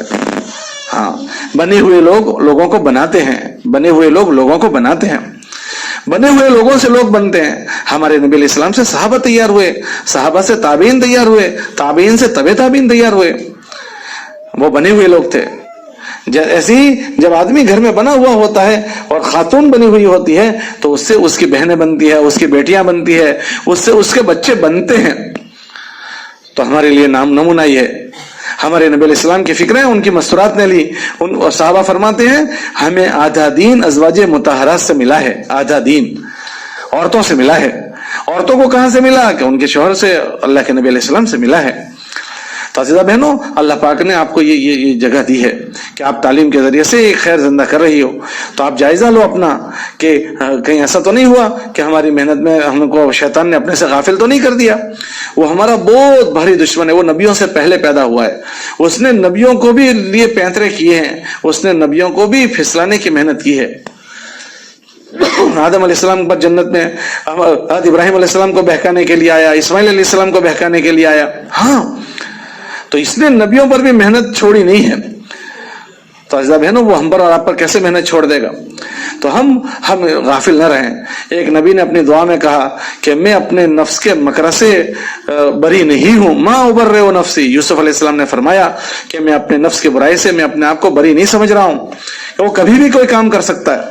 تو ہمارے ساتھ نفس بھی لگا ہوا ہے، بری عادتیں بھی لگی ہوئی ہے، شیطان بھی لگا ہوا ہے. تو ہمارا اپنا احتساب اور جائزہ کہ اس محنت میں لگنے کے بعد میری زندگیوں میں کتنا نکھار آ رہا ہے، اللہ کے ساتھ کا تعلق. کہ یہ محنت میں لگنے کا پہلی طاقت یہ ہوگی کہ ہر آدمی کا تعلق اللہ سے ہوگا، کیونکہ ہماری محنت کی بنیاد اللہ کی پہچان کروانا ہے. ایک ایک کو ہم اللہ کی پہچان کروائیں گے، اللہ کی عظمت سمجھائیں گے، اللہ کی بڑائی بولیں گے، اللہ کی کبریائی کو بولیں گے. تو ہم محنت کرنے والوں میں اللہ کا تعلق کتنا آیا ہے، ہماری اللہ سے دوستی کتنی ہوئی ہے، ہماری اللہ سے یاری کتنی ہو گئی ہے. مجھے میرے اللہ سے خلوت میں کتنا مزہ آتا ہے، مجھے اپنے اللہ کا نام لینے میں کتنا مزہ آتا ہے. منہ بھر جائے. آدمی کو جس سے محبت ہوتی ہے اس سے بات کرنے میں من بھر جاتا ہے. ہمارا سب سے محبوب ہستی ہمارا اللہ ہے. ہمارا اللہ سب سے محبوب ہے. اس کے سامنے سجدہ میں پڑ جانے میں ہمیں کیسا مزہ آتا ہے. آدمی کسی کو وعدہ کرتا ہے تو اس کے وعدے کا انتظار ہوتا ہے کہ بھائی امی کا فون آئے گا، بہن کا فون آئے گا، فلاں جن سے محبت ہوتی ہے ان کے فون کا انتظار ہوتا ہے وعدے پر. ہمیں اللہ بلاتا ہے نمازوں میں، ہمیں نمازوں میں کتنا اشتیاق ہوتا ہے کہ میرے رب نے مجھے بلایا ہے، ہمارے اللہ نے ہم کو بلایا ہے. ہمیں اس کا کتنا انتظار رہتا ہے، ہمیں کتنا انتظار رہتا ہے. ایک ہے نماز کو پڑھ لینا اور ایک ہے نماز کو انتظار کے ساتھ پڑھنا. انتظار صلاۃ میں بیٹھنے والے کو نماز کا ثواب اسی لیے دیا جاتا ہے کہ اس کو اس کے رب بلائے، اس سے پہلے آ کر بیٹھا ہے تو اس کو نماز کا ثواب دیا جاتا ہے. تو کیا ہماری یہ کیفیت بنی ہے یا یہ عمل ہمارے اوپر باہر پڑ گئے، بوجھ بنے ہوئے ہیں؟ اگر یہ عمل بوجھ بنے ہیں تو یہ عمل بربادی کی نشانی ہے، یہ زندگی میں بربادی کی بات ہے. حدیث میں آتا ہے نا، قرآن میں اللہ فرماتے ہیں وَيْلٌ لِّلْمُصَلِّينَ الَّذِينَ هُمْ فِي صَلَاتِهِمْ الَّذِينَ هُمْ عَنْ صَلَاتِهِمْ سَاهُونَ، کہ ان نمازیوں کے لیے بربادی ہے جو اپنی نمازوں میں سستی کرتے ہیں. یہ نہیں کہا کہ چھوڑ دیتے ہیں، سستی کرنے والوں کے لیے بڑی بربادی ہے. تو اب ہم محنت کرنے والے سارے کے سارے مرد اور آپ بہنیں سوچیں کہ اس محنت میں اتنے سال سے لگنے کے بعد نمازوں کا انتظار ہمارے اندر آیا، نمازوں کا شوق آیا، یا نمازوں میں ٹال مٹول ہوتی ہے، نمازوں میں تاخیر ہوتی ہے. یہ سوچنے کی چیز ہے. ہاں، اللہ کا نام لینے میں ہمارا منہ بھر جاتا ہے، ہمیں لطف آتا ہے. ہماری تنہائیوں میں ہمیں چلتے پھرتے اللہ سے بات کرنے کا مزہ آتا ہے، چلتے پھرتے اٹھتے بیٹھتے اللہ سے باتیں کرنا. ہاں، آدمی اللہ سے کہتا ہے نا چلتے پھرتے. تو یہ کہ ہماری خلوت ایسی ہو جائے کہ ہمیں تنہائیوں میں اللہ یاد آنے لگے، اللہ کا استحضار ہمیں ہونے لگے. تو یہ ساری چیزیں ہیں کہ ایمانیات ہمارے دلوں سے اللہ کے غیر کا تاثر نکل جائے، ہمارے دلوں میں اپنی اولاد کا بھی محبت نہ باقی رہے. اللہ کے مقابلے میں فداک ابی و امی یا رسول اللہ، یہ جو جملے تھے صحابہ کے کہ اللہ کے نبی ہم پر ہمارے ماں باپ قربان ہیں، کہ اللہ کے مقابلے میں ماں باپ کچھ نہیں، اللہ کے مقابلے میں اولادیں کچھ نہیں. ہاں، تعلق کی بات ہوتی ہے، تعلق کی کہ جس سے تعلق ہوتا ہے آدمی اس کے ساتھ جینے اور مرنے کو چاہتا ہے. تو صحابہ فرماتے تھے کہ اللہ کے نبی علیہ السلام آپ پر ہمارے ماں باپ قربان ہیں. اسی لیے جب ماں کی قربانی دینے کی بات آتی تھی تو اللہ پر ماں کی قربانی دے ڈالتے تھے، باپ کی قربانی دینے کی بات آئے تو ان کی دے ڈالتے تھے، اور اولادوں کی دینے کی بات آئے تو ان کی دے ڈالتے تھے. ہاں، عبد الرحمن ابن ابی بکر رضی اللہ تعالیٰ عنہ بدر کے موقع پر کفار کی طرف سے لڑنے آئے تھے. جب وہ اسلام لائے تو بیٹے نے ابا سے کہا کہ ابا بدر میں آپ میرے سامنے آ گئے تھے لیکن میں نے آپ کو ابا سمجھ کر چھوڑ دیا. تو ابو بکر صدیق رضی اللہ تعالیٰ عنہ کا جو جملہ تھا وہ یہ جملہ تھا کہ میرے بیٹے اگر تو میرے سامنے آتا تو میں تجھے اللہ کے مقابلے میں بیٹا سمجھ کر نہیں چھوڑتا. یہ عظمت آ جائے, اللہ کی عظمت آ جائے, اللہ کی عظمت ہمارے اندر آ جائے. جب مصعب ابن عمیر حضرت مصعب رضی اللہ تعالیٰ عنہ نے دیکھا کہ ان کے بھائی کو ایک آدمی نے باندھا ہے, قیدی بن کر آئے, مصعب مسلمانوں کی طرف سے لڑ رہے تھے اور ان کا بھائی کفار کی طرف سے لڑ رہا تھا, تو ان کے بھائی کو انہوں نے باندھ دیا مسلمانوں نے. مصعب جا رہے تھے تو نظر پڑی اپنے بھائی کو کہ وہاں کا کوئی ہمارے بھائی کو باندھ رہا ہے, تو انصاری نے باندھا تھا. تو مصعب ابن عمیر نے انصاری کو آواز دی, او میرے انصاری بھائی, جس کو تو نے پکڑا ہے نا اس کو ذرا کس کے باندھنا کہ اس کی ماں بڑی مالدار ہے, فدیے میں بڑی رقم ملے گی. تو وہ حیران ہو گئے کہ میں سگا بھائی ہوں اور میرے لیے انصاری کو کہہ رہے ہیں کہ میرے انصاری بھائی, کہ اللہ اللہ ہے اور اللہ کے ساتھ جڑی ہوئی چیز ہماری محبوب مرغوب بن جائے. تو عزیزہ بہنوں, یہ محنت سے مطلوب ہے. ایک سطح پر پہنچ جانا خالی کافی نہیں ہے, محنت کرتے کرتے ہمارے دلوں سے اللہ کے علاوہ کا تاثر نکل جائے, اللہ کے علاوہ کا غیر نکل جائے. مولانا محمد عمر صاحب رحمۃ اللہ علیہ بیان میں نہیں فرماتے تھے, کلمے کا ترجمہ کرتے یوں فرماتے تھے کہ کلمہ کیا ہے, کہ جو لا کہا وہ لا ہوا, کہ لا الہ الا اللہ میں, لا الہ الا اللہ میں کہ جو لا کہا وہ لا ہوا, کہ وہ لا ہو جاوے, سب نکل جاوے. جو اللہ کے علاوہ کی جتنی بھی چیزیں ہیں وہ ساری کے ساری ہمارے دلوں سے اس کا تاثر نکل جاوے. ہاں, پھر وہ فرماتے تھے کل لا جز لا ہوا, کل لا ہوا, پھر کیا ہوا اللہ ہوا. میں ایک بیچ کا ایک جملہ میرے ذہن سے نکل گیا. ہاں, کہ یہ ساری چیزیں اللہ کے ماں سے وہ ہماری طبیعتوں سے نکل جائے. ہاں, اور اللہ کی طرف ہماری رغبت ہو, میلان ہو. ہم جیسے آدمی فارغ ہوتا ہے تو جس سے شغف ہوتا ہے اس کے پاس جا کر بیٹھتا ہے, جس سے دل جڑا ہوا ہوتا ہے اس کو فون کرتا ہے, جس سے دل جڑا ہوتا ہے اس کو سنتا ہے, سوچتا ہے, سمجھتا ہے. ہمارا میلان ہمارا اللہ ہو جائے, ہمارا اللہ ہو جائے, اس اللہ کی طرف ہمارا میلان ہو جائے. یہ ہماری بڑا سرمایہ ہے. اس کے لیے ان اللہ کی طرف جانے کے لیے اعمال ہیں, اعمال کا شوق ہمارے اندر آ جاوے. اللہ کا کلام, اللہ سے باتیں کرنے کا ایک عمل ہے ہمارے اندر. اللہ کا کلام پڑھنے کی رغبت, تسبیحات پڑھنے کی رغبت آ جاوے. ہاں, اس کے سامنے آہوزاری کاکلودی کرنے کا من بن جائے. ہاں, کاکلودی کرنے کا, اللہ سے کالا والا کرنے کا. ہم اپنے نبی علیہ السلام کی دعائیں دیکھیں گے کہ اللہ سے باتیں کر رہے ہیں, ایسے باتیں کر رہے ہیں جیسے بچہ باتیں کر رہا ہے. یا حی یا قیوم, یا حی یا قیوم, یا حنان یا منان, باتیں ایسی کر رہے ہیں, اپنے اللہ سے کاکلودی کر رہے ہیں, آہوزاری کر رہے ہیں. ہمارا من بھر جاوے. یہ کیفیت ہماری بننی چاہیے ہماری عبادات میں, ہمارے اللہ سے تعلق میں. پھر اسی طرح ہمارے معاملات ڈر ڈر کر ہم رہیں, ڈر ڈر کر. مولانا الیاس صاحب فرماتے تھے کہ اگر یہ محنت چل پڑی, اس سے سب سے پہلی چیز جو زندہ ہوگی وہ عبادت, ایمانیت اور عبادت زندہ ہوگی. پھر اس کے بعد یہ جو زندہ ہوگا, پھر فرماتے تھے کہ ایمانیات سے اور عبادت سے لوگ اپنا دین بنائیں گے اور معاملات اور معاشرت کی خرابی سے اپنے دین کو برباد کر دیں گے. تو معاملات اور معاشرت ہمارے اچھے ہوں. اگر معاملات اور معاشرت ہمارے خراب ہو گئے تو ہمارا دین نہ تو اوروں میں جائے گا نہ ہماری جنت بنوائے گا. تو ہم اسی لیے اس میں ہم کو سنایا جاتا ہے کہ ہمارے معاملات کیسے ہوں, ہماری معاشرت کیسی ہوگی. ہمارے معاملات کو, ہماری معاشرت کو. ہاں, آپ نے نہیں پڑھا ایک پائی کا پیسہ اگر وہ اس طرح سے آ گیا تو کیا انجام لائے گا. ہاں, ہمارا ایک حلال حرام, تو ہم اس میں چوکنے رہیں. ہم اپنے گھر والوں سے جڑے ہوئے ہیں. صحابیات اپنے گھر والوں سے جڑی ہوئی تھی. جب وہ کمانے جاتے تھے تو ایک جملہ کہتے تھے اتق اللہ فینا, ہمارے معاملے میں اللہ سے ڈرنا. اس کا مطلب ہم کچا پکا نبھا لیں گے لیکن آپ حرام کے کوئی چیز گھر میں مت لانا. تو اس میں ہم اللہ سے ڈریں کہ ہمارے معاملات, ہمارے مردوں کے معاملات کیسے ہیں. کوئی مشکوک چیز تو نہیں آ رہی, کوئی شک والی چیز تو ہمارے گھروں میں نہیں آ رہی. ہاں, اگر حرام کی غذا پیٹ میں چلی گئی, کتنے بھی بڑے بزرگ بن گئے, بیت اللہ کا پردہ پکڑ کر بھی دعائیں کی جائے گی تو اس بندوں کی دعائیں قبول نہیں ہوتی ہے. تو ہمارے معاملات, اس محنت میں لگنے کے تقاضے, یہ سارے کے سارے تقاضے ہیں.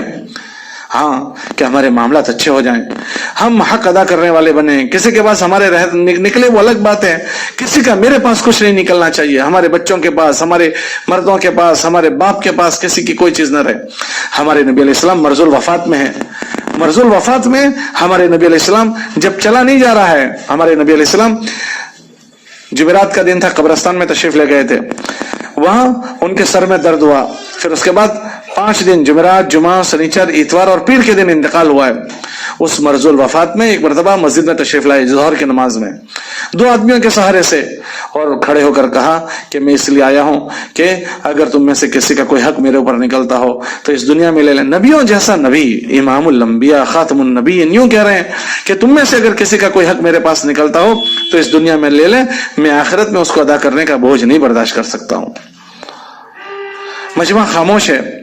फिर दूसरी नमाज में तशरीफ लाए 2 आदमियों के सहारे से, और ये फरमाया कि अगर तुम में से कोई हक मेरे पास निकलता हो तो वो आदमी मुझसे बदला ले ले, मैं आखिरत में उस बोझ को बर्दाश्त नहीं कर सकूंगा। तो एक साहबी रदी अल्लाह तआला अन्हु खड़े हुए और कहा कि अल्लाह के नबी अलैहि सलाम, आपने मुझे छड़ी लगाई थी तो मुझे उसका बदला चाहिए। तो अल्लाह के नबी अलैहि सलाम ने फरमाया कि बदला ले लो, हाँ बीमार हैं। तो उन्होंने कहा कि उस वक्त आपके जिस्म मुबारक पर चादर, जब आपने मुझे छड़ी लगाई थी तो आपके जिस्म मुबारक पर चादर नहीं थी, मेरे जिस्म पर चादर नहीं थी और आपके जिस्म पर अभी चादर पड़ी हुई है। अल्लाह के नबी अलैहि सलाम ने अपने जिस्म से चादर हटा ली कि छड़ी लगा लो और बदला ले लो। वो सहाबी रजी अल्लाह तआला अन्हु एकदम दौड़े और पीठ मुबारक पर मोहरे नबूवत उसको बोसा लेने लगे कि तो मैंने बहाना बनाया था आपसे, हुजूर अलैहि सलाम ने चादर उतार दी।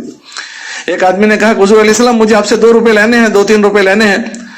अच्छा लेने होंगे लेकिन मुझे याद नहीं है, जरा याद दिला दो। क्या फला दिन आप बैठे हुए थे, आपके पास एक फकीर आया था, आपने मुझसे कर्जा लेकर दिया था, तो वो मुझे दे दो। तो उन्होंने कहा मेरे पास देने को नहीं। अपने चचाजाद भाई फजल इब्न अब्बास थे, उनसे कहा फजल क्या तुम मेरे कर्जे की जिम्मेदारी लेते हो? तो फजल उन्होंने अपने कर्जे की जिम्मेदारी ली है। ये मरजुल वफात से 2 दिन पहले कह रहे हैं, 2 दिन पहले, कि अगर किसी का कोई हक निकलता हो तो दे दो। हम अपनी निगरानी करें कि किसी का हमारे मीरास में या किसी में हमारे ऊपर किसी का हक तो नहीं निकलता। मेरे शौहर तो अपने किसी मीरास के मामले में किसी के साथ फंसे हुए नहीं है। अपने मामले को हम साफ रखें। किताबों में आता है सबसे अच्छी मौत वो शहादत की मौत है कि अल्लाह के नाम पर कोई शहीद हो जावे। लेकिन अगर कोई आदमी अल्लाह के रास्ते में शहीद हुआ लेकिन लोगों के हक उसके जिम्मे है तो उसकी शहादत के बावजूद भी उसकी मग़फ़िरत अटक जाती है कि लोगों का हक उसके जिम्मे बाकी है। फकीर हो जाएं, हम झोपड़े में रह लें, कच्चा पक्का खा लें, लेकिन किसी के चारानी हमारे जिम्मे न रहें, इसकी निगरानी हो। इस मेहनत में लगने के तकाजे ये सारे के सारे हैं कि हमारी जिंदगी साफ सुथरी बने, हमारी मामलात, हमारी माशरत, हमारा रहन सहन। हमारे रहन सहन में मर्दों के लिए सबसे बेहतरीन कि अपने माँ बाप के साथ वो अच्छे से अच्छे रहें। अगर हमारे माँ बाप हमसे राजी हैं तो हमारा अल्लाह राजी होगा, और माँ बाप नाराज है तो अल्लाह राजी नहीं होगा। हमारे सब हर बहन जायजा लेगा हमारे मर्दों का क्या हाल है अपने मर्दों के साथ। आपके मर्दों को अपने वालिदैन की खिदमत में भेजने का आप एहतिमाम करें, कुछ हदिया लेकर भेजें, उनका खबर रखें, उनकी खैरियत पूछें। माँ बाप जो होते हैं ना, माँ बाप वो पैसों के मोहताज नहीं होते हैं, वो बच्चों की मोहब्बतों के मोहताज होते हैं। बच्चे उनको मिलने जावें, बच्चे उनकी जियारत को जावें। हाँ, और अक्सर बच्चे जो मर्द होते हैं वो माँ बाप के नाफरमान होते हैं। हमारे नबी इस्लाम से पूछा गया कयामत कब आएगी, तो जवाब ये कहा गया कि कयामत उस वक्त आएगी जब घर की बच्चियां नाफरमान हो जाएं। इसका क्या मतलब है कि बच्चे तो नाफरमान ही होते हैं। जितना टाइम वो अपने बीवी को देते हैं उसका 10वां हिस्सा अपनी माँ को नहीं देते हैं। अपने मर्दों को भेजो, अपने मर्दों को हम भेजें, आप अपने मर्दों को अपनी माओं की खिदमत में भेजें, अपनी बहनों की मुलाकातों में भेजें। ये सिला रहमी है, पेट के रिश्ते हैं, वो कल क़यामत के दिन अल्लाह के अर्श के नीचे होंगे। तो इसकी हमारी निगरानी हो, हमारी माशरत क्या हो रही है। हाँ, कि अक्सर भाई बहनों में अनबन हो जाती है। नहीं, हम अब इन चीजों को साफ करेंगे। आप बहनें इसका ख्याल करें, आपके अपने रिश्ते, आपके घर के मर्दों के रिश्ते, इस मेहनत में लगने के तकाजे ये हैं कि इससे हमारी जिंदगियों में निखार आए, हमारी जिंदगियों के सारे शोबे पाक साफ हो जाएं, हम अल्लाह के पास ऐसे जाएं कि हमारे अल्लाह का भी हम पर कोई चीज बाकी ना हो और अल्लाह के बंदों की भी कोई चीज बाकी ना हो। इसलिए इस मेहनत में लगने का तकाजा है। इस तालीम को हमें इसी गरज से सुनना है और इसी गरज से हमें इसी नक्शे को अपने घर में जिंदा करना है। आप बहनों को सबसे पहले अपनी इसकी फिक्र करनी है, और इस फिक्र के बाद यही फिक्र हमारे एक एक बच्चे में जिंदा हो जाए। इसके लिए हमारे बुजुर्ग कहते हैं कि हर खातून अपने घर को इसी फिक्रों पर संवारें। हमें तालीम के हल्के जो अपने घरों में कायम करने को कहे गए वो इसीलिए ताकि ये फिक्रें घर के एक बच्चे में मुंतकिल हो। अगर हमारी ये 200 बहनें आज जमा हुई है, अगर ये 200 बहनें अगर अपने 200 घरानों को इसी तरह परवान चढ़ा दें तो आप ये समझो 200 घराने नमूने बन जाएंगे, नमूने। پھر وہ 200 گھرانوں میں پلنے والی بچیاں جب شادیاں کر کر کے دوسرے گھروں میں جائے گی نا، تو آپ سوچو کہ آنن فانن کتنے گھرانوں میں یہ خیال منتقل ہوگی۔ اب میں تبلیغ میں لگا ہوں، لیکن میرے گھر میں تبلیغ میں میری بیٹی میں یہ چیز منتقل نہیں ہوئی، پھر میرے گھر سے میری بیٹی یہ چیز اپنے گھر میں لے کر نہیں جا رہی ہے، ہمارے گھروں میں خشکی آ گئی ہے۔ تو اس کا کیا مطلب کہ ہمارے گھروں میں ہم نے اس کو ایسے نہیں زندہ کیا جیسے زندہ کرنا تھا۔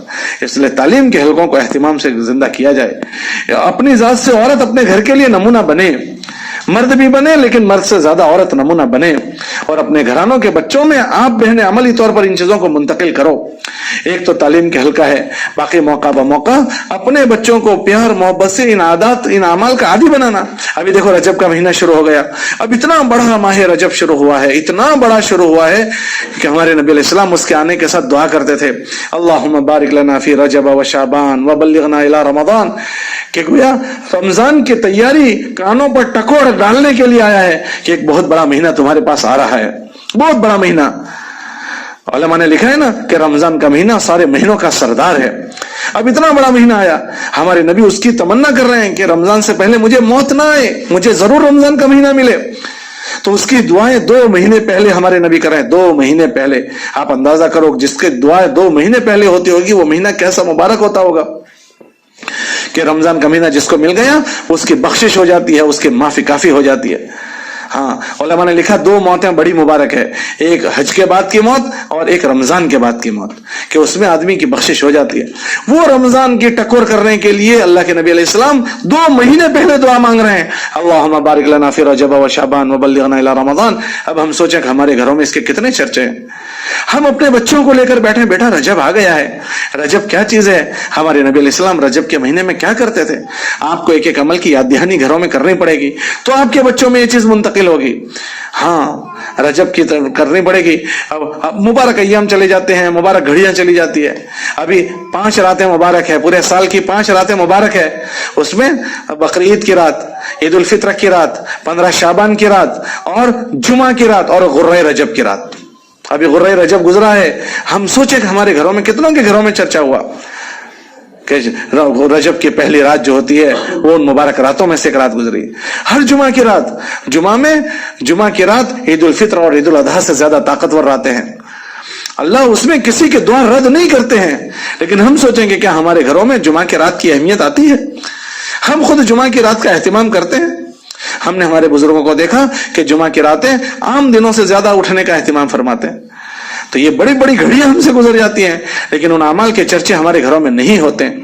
تو یہ سب سے پہلا اس محنت کا تقاضا ہے کہ ہم ان چیزوں میں اپنے آپ کو سنبھالتے ہوئے ہمارے گھرانوں میں ان چیزیں منتقل کریں۔ ہر عمل کا مذاکرہ کریں، مذاکرہ آداب کا مذاکرہ ان چیزوں کا، تو ہمارے بچے نمونہ بنیں گے۔ آپ ہمارے نبی علیہ السلام کی طریقہ کار دیکھو گے، کھانے بیٹھے ہیں بچے کو سکھا رہے ہیں، وہ بیٹا اپنے آگے سے کھا، اور بیٹا اللہ کا نام لے کر کھا، موقع بموقع کی یاد دہانی، تو اس سے بچے سنوریں گے، ہماری بیٹیاں سنوریں گی۔ ذرا کوئی 19-20 ہو جائے وقت پر ان کی یاد دہانی۔ ابھی دکھ کی بات یہ ہوتی ہے کہ تبلیغ والوں کے بچے نہیں بنے ہیں، تبلیغ والیوں کی اولادیں نہیں سنوری ہے۔ یہ ہماری تدبیریں ہم ایسی کریں جیسی تدبیر اس کے لیے کرنی چاہیے، تو اس سے انشاءاللہ جس دن ہم مریں گے نا تو سکون سے مر سکیں گے کہ ہمارے پیچھے ہماری بچیوں میں یہ چیز زندہ ہو چکی ہوگی۔ اور اس کے بعد ہمارے ذمہ تیسری جو چیز آتی ہے، تیسری چیز وہ ہمارے محلے کی محنت ہے۔ اپنی ذات کو کرتے ہوئے تیسری چیز ہمارے محلوں کی محنت، ہمارے محلوں کے ہم ختم نبوت کی محنت کے صدقے میں اس امت کے جیسے مرد، اس امت کے مرد عالمی نبی کے امتی ہونے کی حیثیت سے پوری امت کے ذمہ دار ہیں، ایسے آپ بہنیں بھی پوری امت کی ذمہ دار ہو۔ تو یہ اس آپ کی محنت میں ساری چیزیں شریک ہو جائے گی۔ ہاں، آپ کی محنت میں ساری چیزیں شریک ہوگی کہ آپ اپنی ذات سے سنبھلتے ہوئے چلو، ورنہ اگر اپنی ذات کو سنبھالے بغیر ہمارا چلنا پھرنا ہوا تو ہم سے دنیا میں وہ پھیلے گا جو ہمارے اندر ہوگا۔ مولانا الیاس فرماتے تھے کہ دنیا میں تم سے وہ پھیلے گا جو تمہارے اندر ہوگا۔ صحابہ میں جو تھا وہ دنیا میں پھیلا ہے، مرد گشتوں میں جائیں گے، عورتیں تعلیم میں جائیں گی، اب ان کے جو جذبات ہوں گے ان کے اندر جو ہوگا وہ تعلیم والیوں پر اثر پڑے گا۔ اس لیے ان چیزوں کے ساتھ پھیلنا ہے، ورنہ تو ہم گمراہی کو پھیلائیں گے، ہمارے ذریعے سے دلالت پھیلے گی، ہمارے ذریعے سے بے دینی پھیلے گی۔ اس لیے اپنے معاملات کو، اپنی معاشرت کو اچھا بناتا ہے، انہی فکروں کے ساتھ اپنے گھروں میں رہنا ہے، اپنا رہن سہن پاک صاف بنانا ہے۔ کیا محلے کی اور عورتیں جیسا برقع پہنتی ہیں ہماری تعلیم والی بہنیں بھی ایسا برقع پہنے گی؟ क्या तंग छोटी छोटी निकाब पहनेगी, छोटे छोटे नोज पीस पहनेगी? ना, जब हमारी बूढ़ी औरतें पहनती थी ना कि पता ही ना चले कि उसमें बूढ़ी औरत है या जवान औरत है। हमारे घर के गम ऐसे नहीं मनाए जाएंगे जैसे और मोहल्लों के बनाए जाते हैं। हमारे घरों की खुशियां ऐसी नहीं मनाई जाएगी जैसे और लोग मनाते हैं। कि हमारी हर चीज नमूना होगी। अपने आप को हम नमूना बनाए, हम रेस न लगाएं लोगों को देखकर कि लोगों के कपड़े देखकर उनके जैसे कपड़े, उनके घर देखकर हमारे घर, उनके मोबाइल देखकर हमारे वहां मोबाइल। हाँ, वो हैरत होती है, औरत को मोबाइल की क्या जरूरत है? औरतों को क्या जरूरत है मोबाइल में? कहता हूं मर्दों को क्या जरूरत है? जिनको अगर मर्दों को जरूरत है वो रखेंगे, जिनको उससे कारोबार करने हैं या वो चीज, हमारी औरतें मोबाइल रखती है और वो भी उसमें ऐसी रच बस जाती है, ऐसी मशगूल हो जाती है। तो आप मुझे बताओ कि अगर आप ये उसमें रच बस जाओगी, जिस घर का मर्द उसमें मुब्तला, जिस घर की औरत उसमें मुब्तला है, उनके बच्चे उससे बच पाएंगे? और इस मोबाइल ने जो आग लगाई है, आप मुझे बताओ, और रास्ते पर चलते चलते हाथ में लेकर मोबाइल जा रही है। हाँ, बाज़े जायज चीजें दीन वालों के लिए नाजायज हो जाती है। उलमा ने लिखा मस्जिद में बैठकर दीन की बातें जायज है, लेकिन दीनदार लोग मस्जिद में बैठकर टोले और हल्के लगाकर बातें नहीं करें दीन की। देखने वाले नहीं समझेंगे कि दीन की बातें कर रहे हैं या दुनिया की, तो वो लोग दीन को बदनाम करेंगे कि तबलीग वाले बातें करते हैं। तो उनको हल्के लगाकर बातें करने से मना किया।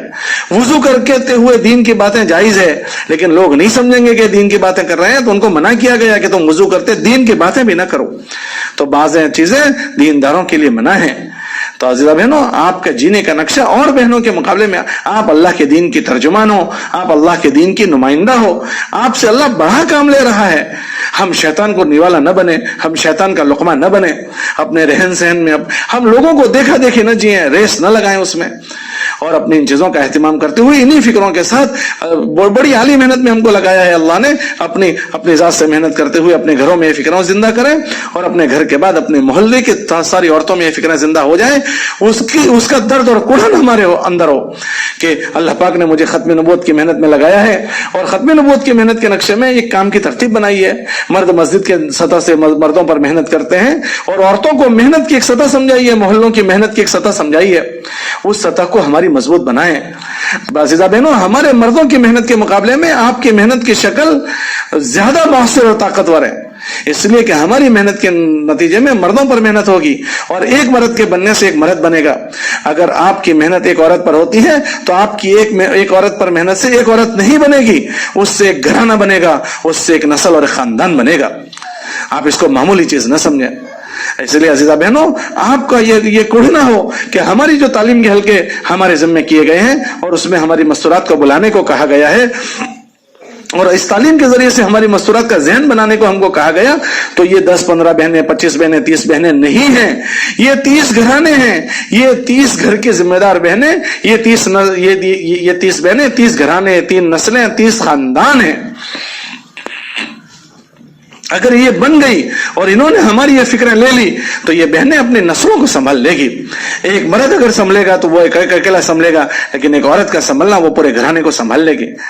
ये कुढ़न आपके अंदर हो, ये दर्द आपके अंदर हो, ये कुढ़ना हो। जिस दिन ये कुढ़ना आपके दिल में आ जाएगा, उस दिन जिस दिन तालीम का हल्का होगा ना, तो आप चलते चलते तालीम में नहीं चली जाओगी, बल्कि आप अल्लाह के सामने रोओगी कि अल्लाह आज तालीम का हल्का है, मोहल्ले की हमारी मस्तूरात आने वाली है, अल्लाह हमें समझाते नहीं आता है, बात में तासीर आप डालते हैं, अल्लाह आज के अमल में तो हमारी तासीर डाल दे, और अल्लाह जो चीज तू जिंदा करना चाहता है आज की हमारी तालीम को तो जरिया बना दे, और हमारे आने वाली मस्तूरात में वो चीज तू रचा दे।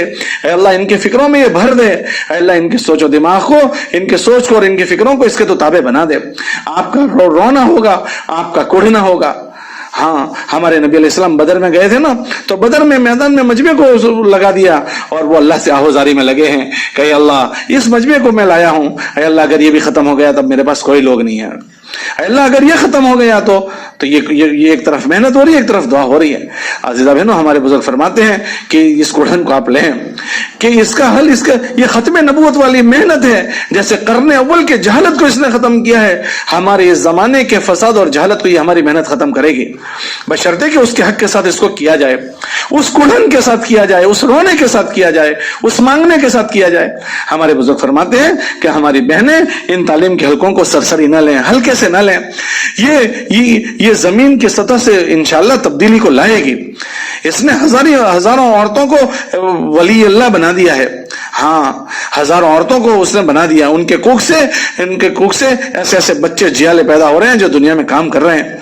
तो अज़ीज़ बहनों, आप इसको मामूली ना समझो। जिस दिन तालीम का हल्का हो, अल्लाह से मांगो, सारी पूरी जमात अल्लाह की तरफ मुतवज्जह हो कि अल्लाह आज हमारे तालीम का हल्का है, आप तासीर पैदा करने वाले हैं, मुतवज्जह करने वाले आप हैं। अय अल्लाह, तो इसको आज की तालीम के हल्के को तो जरिया बना दे, इसमें अल्लाह की तरफ हमारा जम कर मुतवज्जह होना हो।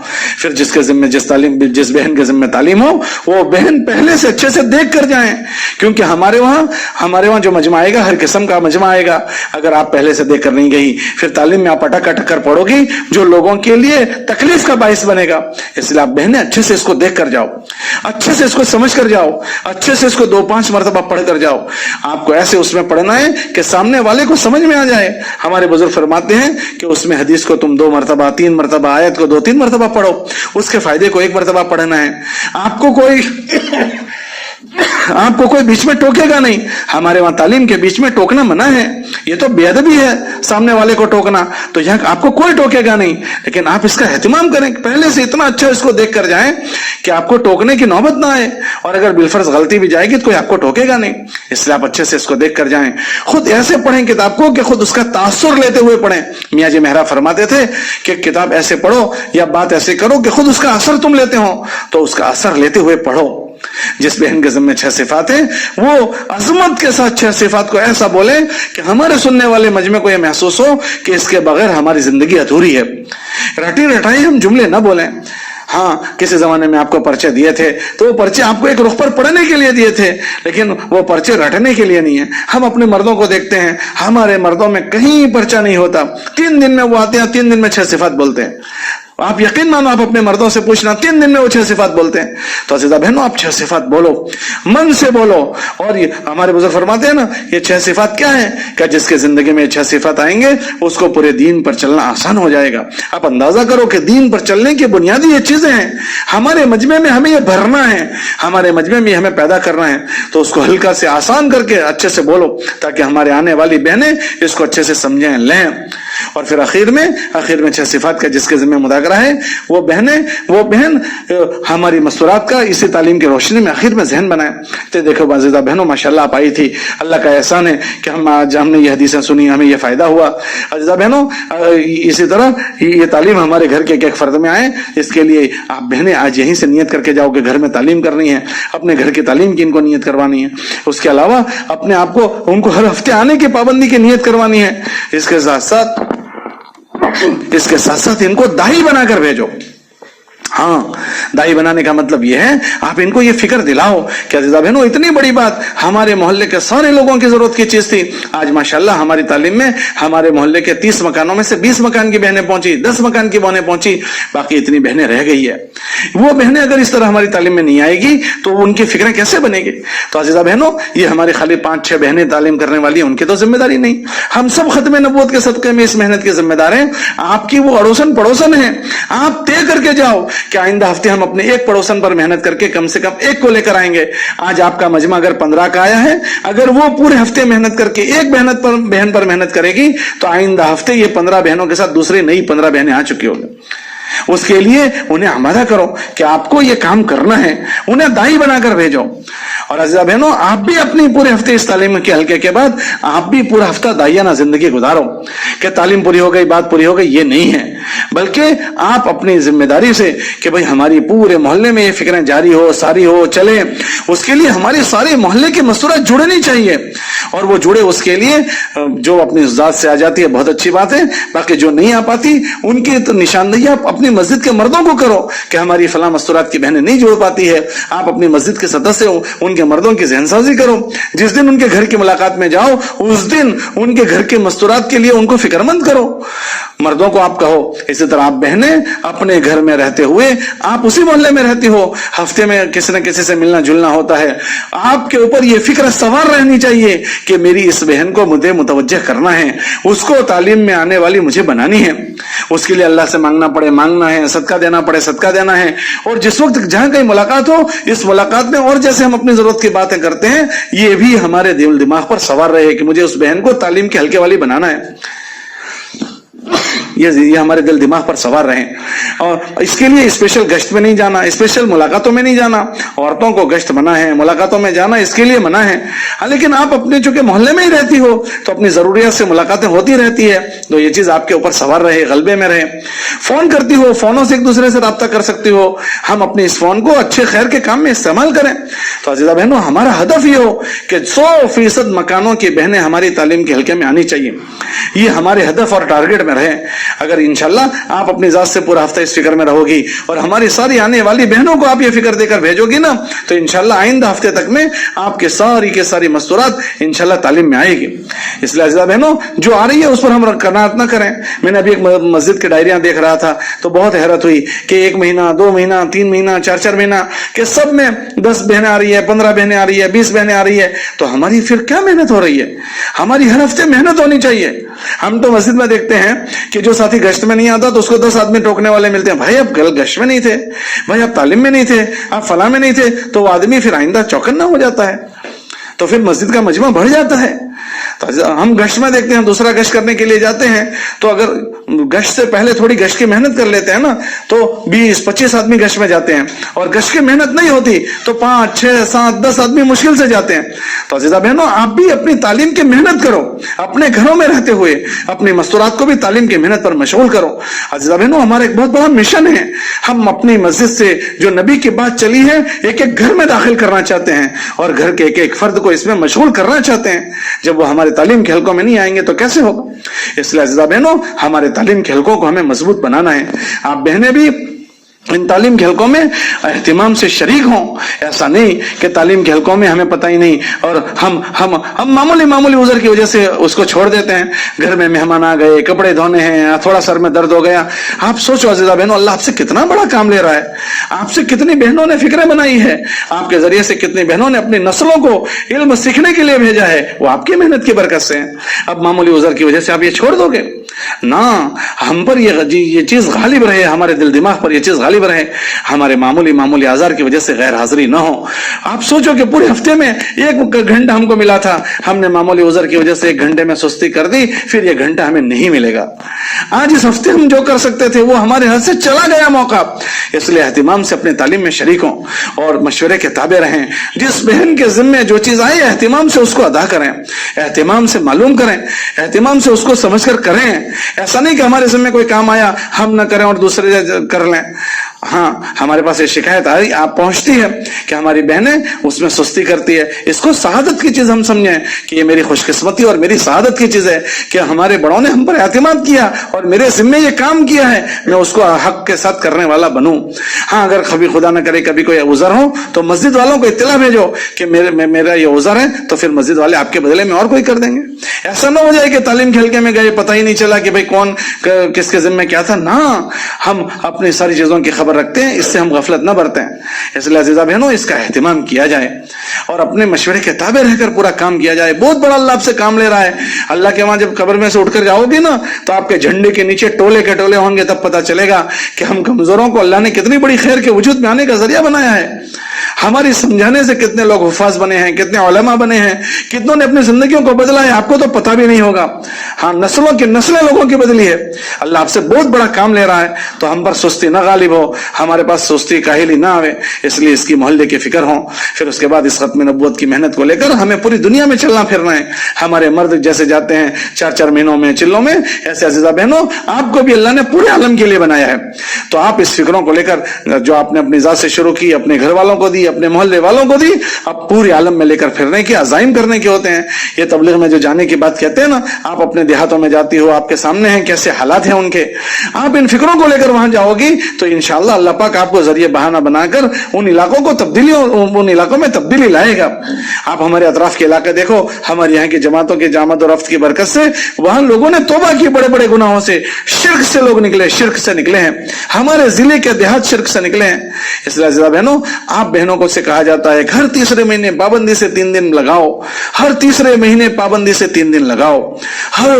آپ بہنوں کی جماعت اتنی طاقتور ہوتی ہے, چونکہ ہم مرد مسجد میں محنت کرتے ہیں, آپ بہنیں گھروں میں محنت کرتی ہو, اور گھر کے مستورات اگر بات سمجھ لیتی ہے نا تو اس گھر میں کام آسان ہو جاتا ہے. گھر میں جو کام داخل ہوتا ہے وہ مستورات سے، اور مستورات سمجھ جاتی ہے تو ان کے مردوں کو سمجھانا آسان ہوتا ہے۔ اس لیے آپ کی سستی معمولی سستی نہیں ہے، اس سے بہت بڑا نقصان ہوتا ہے۔ آپ ہر تیسرے مہینے پابندی سے 3 دن لگاؤ، جن بہنوں کے 3 دن لگ جاویں پابندی سے اشرا لگاویں، جن کے اشرے لگ جاویں تو وہ پابندی سے ہر تیسرے سال چلہ لگاویں، جن کے چلے لگ جاویں وہ بیرون کے عزائم نیتیں کریں کہ ہماری جان اور مال اسی لیے ہے، ہماری جان مال اسی لیے ہے کہ ہمارا اللہ کا کلمہ دنیا میں زندہ ہو جائے، اور اللہ پاک کل قیامت کے دن ان مبارک اور پاک لوگوں کے ساتھ ہمارا حشر فرما دیں۔ ہم اسی لیے اپنی جان بھی لگا رہے ہیں، ہم اسی لیے اپنا مال بھی لگا رہے ہیں۔ دنیا میں لوگ جان مال اپنی مرضیات پر لگاتے ہیں، گھر بنانے میں، اپنے جی کی چاہتیں پورا کرنے میں۔ ہم اس لیے اس کو بچائیں گے تاکہ ہم ان تقاضوں پر اپنی جان و مال کے ذریعے سے سفر کر سکیں۔ تو آپ اس کو معمولی چیز نہ سمجھیں۔ اس لیے عزیزہ بہنوں، ہم آپ سے گزارش کرتے ہیں کہ آپ میں سے جس کے اللہ نے وہ مبارک بہنیں جن کو اللہ نے توفیق دی ہے تعلیم کی، اپنے پابندی سے وقت لگانے کے عزائم کرو۔ 3 دن جن کے نہیں لگے 3 دن، جن کے 3 دن لگے ہیں وہ اشرا، اور جن کے اشرے لگے ہیں وہ چلوں کے، اور چلوں کے بعد بیرون کے عزائم کریں۔ اور ان سب کے ساتھ ہمارا دعاؤں کا اہتمام ہو۔ کام اللہ کرتے ہیں، ہماری دعاؤں کی طاقت بڑھانے کی سخت ضرورت ہے۔ ہماری دعاؤں کی بہت کمی ہے۔ کام کرنے والے اللہ ہیں، اور بے سہاروں کا سہارا اللہ ہی ہے۔ اللہ کے علاوہ ہمارا کوئی نہیں ہے۔ ہمارا کارساز اللہ ہے، ہم اسی کی عبادت کرتے ہیں، اسی سے مانگیں گے۔ اپنی دعاؤں کی مقدار بڑھا دیں۔ مولانا الیاس فرماتے تھے کہ مخلوق پر 1 سیر محنت کرو اور اللہ پر 10 سیر محنت کرو۔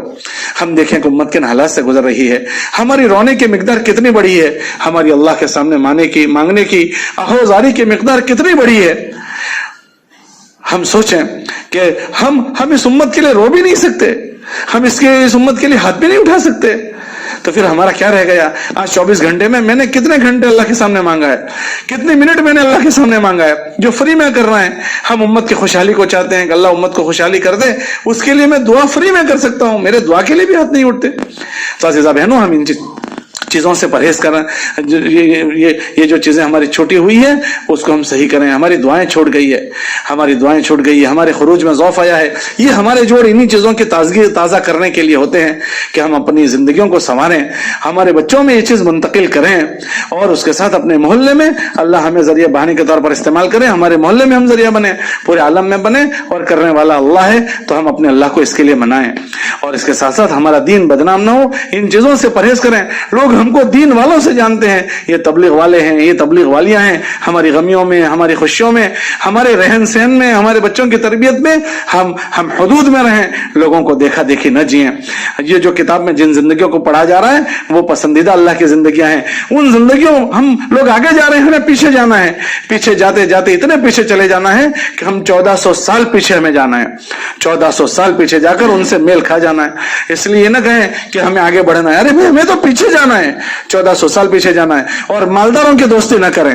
تم مالداروں کے گھروں میں جاؤ گے، مالداروں کی دوستی کرو گے نا تو تم اللہ کے ناشکری بن جاؤ گے۔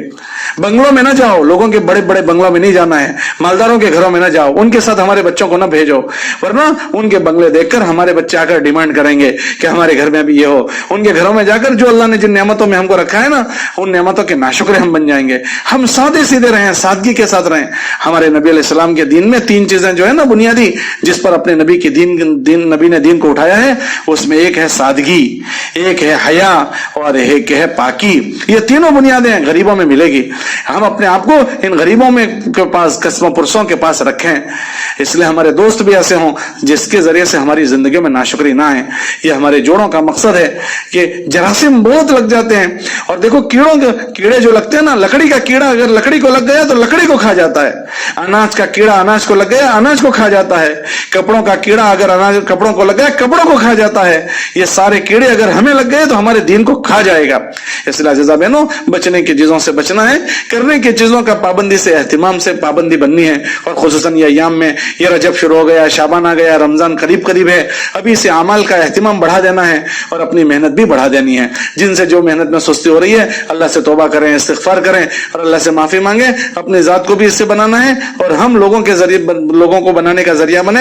اس کے لیے عزیزہ بہنوں اپنی محنت کی مقدار کو بھی بڑھانا ہے, محلے کی تعلیم کو بھی اور اپنے خروج کو بھی. اس لیے اب ہلکے لگاؤ, اور جن بہنوں کے 3 دن لگے ہیں وہ اشروں کے عزائم کریں, جن کے اشرے لگے ہیں وہ چلوں کے عزائم کریں, اور جن کے چلے لگ چکے ہیں وہ بیرون کے عزائم کریں. اللہ ہم سب کے جمع ہونے کو قبول فرماوے, اور ہم جس سطح پر ہیں اللہ جو سطح ہم سے چاہتا ہے, اللہ جو چیز ہم سے چاہتا ہے اللہ وہاں تک ہمارا پہنچنا عافیت کے ساتھ آسان فرما دے.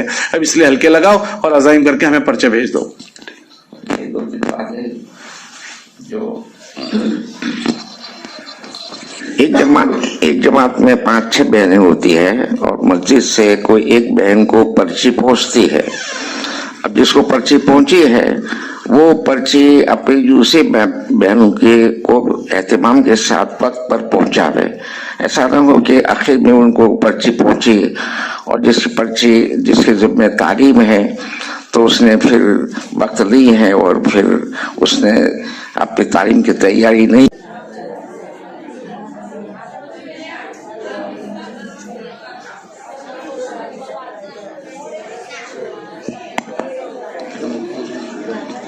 چالو کرو. ماشاءاللہ, اللہ آپ بہنوں کو بہت بہت جزائے خیر دے. آپ کے عزائم اور نیت کرنے کو اللہ بے انتہا قبول فرماوے. بس اب کوشش کرنا کہ اس کو اپنے وقت پر نکلنے کی ترتیب بن جائے. اس کے لیے اپنی عزائم اور نیت میں استقامت بھی رکھیں, اور جس وقت نکلنے کی ترتیب ہو تو آزار کو حل کرنے کی کوشش کریں. ہم انسان ہیں, آزار تو ہمارے ساتھ لگے ہوئے ہوتے ہیں, لیکن استقامت کے ساتھ اپنے وقت لگانے کی فکر کرنا. ہمارے بزرگ فرماتے ہیں کہ استقامت جو ہے وہ 1000 کرامتوں سے بہتر ہے. تو جو چیز آپ بہنوں نے طے کی ہے اس میں پابندی کے ساتھ جمے رہیں. کام میں بھی پابندی کریں. جس کام کا اہتمام کیا جاتا ہے وہ کام اثر انداز ہوتا ہے, تو ان سب چیزوں میں اہتمام کرنا ہے. اور یہ جو عزائم اور نیت کیے ہیں تو اپنے وقت پر نکلنے کا بھی اہتمام کریں, فکر کریں. اللہ توفیق دے, قبول فرماوے. بسم اللہ الرحمن الرحیم. اللہم صلی علی سیدنا محمد وعلی آل سیدنا محمد وبارک وسلم.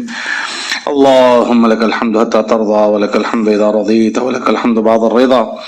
یا اللہ ہمارے گناہوں کو معاف فرما, یا اللہ ہماری خطاؤں سے درگزر فرما, یا اللہ عفو عافیت کا, رحم کا, کرم کا معاملہ فرما, فضل کا معاملہ فرما. یا اللہ ہر قسم کی ہر خیر مقدر فرما. تمام قسم کے تمام شرور فتن سے اللہ ہماری پوری حفاظت فرما. یا اللہ تو ہماری مغفرت فرما, یا اللہ تو ہماری مغفرت فرما.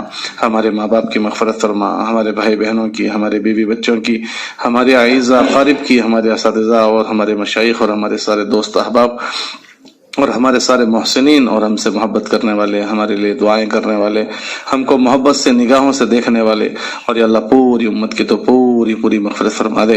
اے اللہ ہم آپ کے فضل کے محتاج ہیں. اے اللہ ہم آپ کی رحمت کے محتاج ہیں.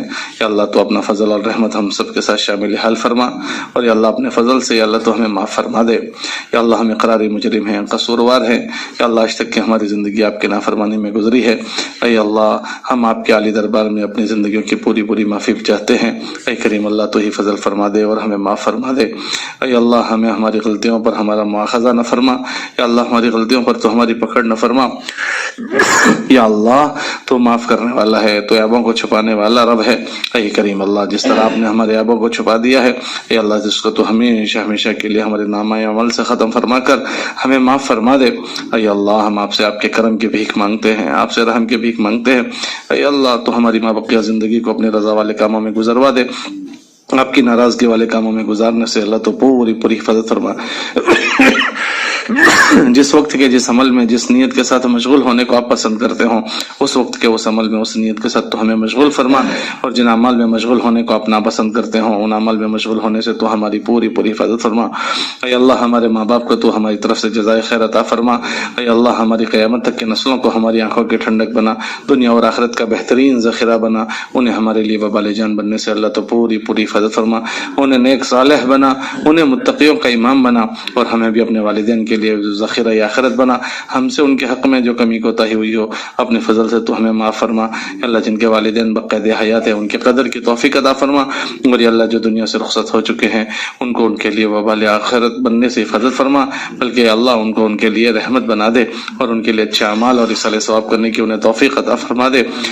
اے اللہ ہماری اس نقل و حرکت کو تو بے انتہا قبول فرما، اس کو عالمگیر ہدایت کا ذریعہ فرما. اس کے لیے یا اللہ جو کچھ محنتیں کوششیں ہو رہی ہے اس کو تو برابر فرما، نتیجہ خیز فرما، اس میں ہمیں بھی قبول فرما. یا اللہ اس عظیم محنت کی تو حفاظت فرما، صدیوں تک اس کو چلانے کے فیصلے فرما، کام کرنے والوں کی حفاظت فرما، اس کے ٹھکانوں کی حفاظت فرما. یا اللہ تجھے اپنے وہاں اس کام کی جو شکل منظور اور مقبول ہے اس کو تو چلا دے اور سب کے دلوں میں تو اس کو منشرح فرما دے، اور جو شکل آپ کے وہاں نامنظور ہے یا اللہ سب کے دلوں سے تو اس کو نکال دے. امت کو حق پر اور حق محنت پر مجتمع فرما دے. جتنی بھی دین کی لائن کی محنتیں ہو رہی ہے اور آپ کے وہاں وہ منظور اور مقبول ہے، سب کی تو اپنے فضل سے حفاظت فرما، اور سب میں مخلصین اور مستخلصین کے عملے کو تو مجتمع فرما، اور اچھے اعوان و انصار نصیب فرما. اغراض پرستوں سے اللہ تو پوری حفاظت فرما. حرمین شریفین اور بیت المقدس کی تو حفاظت فرما، حرمین شریفین اور بیت المقدس کی حفاظت فرما. اے اللہ وہاں دوبارہ یا اللہ آبادی کی شکلیں پیدا فرما، جس طرح سے پہلے وہ ہرا بھرا باغیچہ تھا یا اللہ دوبارہ وہ جلدی وہ شکلیں قائم فرما دے. یا اللہ تمام شریروں کی شرارت سے، فتین کے فتنوں سے، حاسدین کے حسد سے، اور یا اللہ خلل انداز ڈالنے والوں کی خلل اندازیوں سے حرمین شریفین بیت المقدس اور اسلام اور مسلمانوں کی تو پوری حفاظت فرما. یا اللہ اس سال کے حج کو تو عافیت کے ساتھ آسان فرما، اس سال کے حج کو تو عافیت کے ساتھ آسان فرما. امت کی وہاں حاضری آسان فرما، ہمیں بھی عافیت کے ساتھ وہاں اس سال بھی حاضری مقدر فرما. اے کریم اللہ تیرے نام پر یا اللہ جو نقل و حرکت ہو رہی ہے ہمیں بھی دور دیر کے لیے قبول فرما. ہماری جتنی جماعتیں جہاں کہیں گئی ہوئی ہے اللہ سب کے تو دائیں بائیں اوپر نیچے ہر سمت سے ان کے پوری حفاظت فرما. ان کے اہل خانہ کی اللہ تو حفاظت فرما، اور یا اللہ ان سے عالمگیر محنت لینے کے فیصلے فرما. ہمیں بھی قبول فرما. ہمارے بزرگ سفروں میں گئے ہوئے ہیں ان کے سفر کو آسان فرما، قبول فرما. باقی ہمارے ساتھیوں کے جتنے بھی سفر آئندہ کے لیے طے ہوئے ہیں اے اللہ تو ہی اس کو آسان فرما، قبول فرما. نکلنے والوں کے لیے بھی اور ان علاقے والوں کے بھی اس کو تو نفع بخش بنا دے. نبی کریم صلی اللہ علیہ وسلم نے جتنے خیر کے لائن کی دعائیں مانگی ہے ہم بھی آپ سے مانگتے ہیں عطا فرما. جن شر برائی سے پناہ چاہیے ہم بھی پناہ چاہتے ہیں، پناہ نصیب فرما. نبی کریم صلی اللہ علیہ وسلم کے صدقے میں ہمیں دعا قبول فرما. جزا اللہ عنا نبینا محمد صلی اللہ علیہ وسلم وآلہ. سبحان ربک رب العزۃ عما یصفون وسلام علی المرسلین والحمد للہ رب العالمین برحمتک.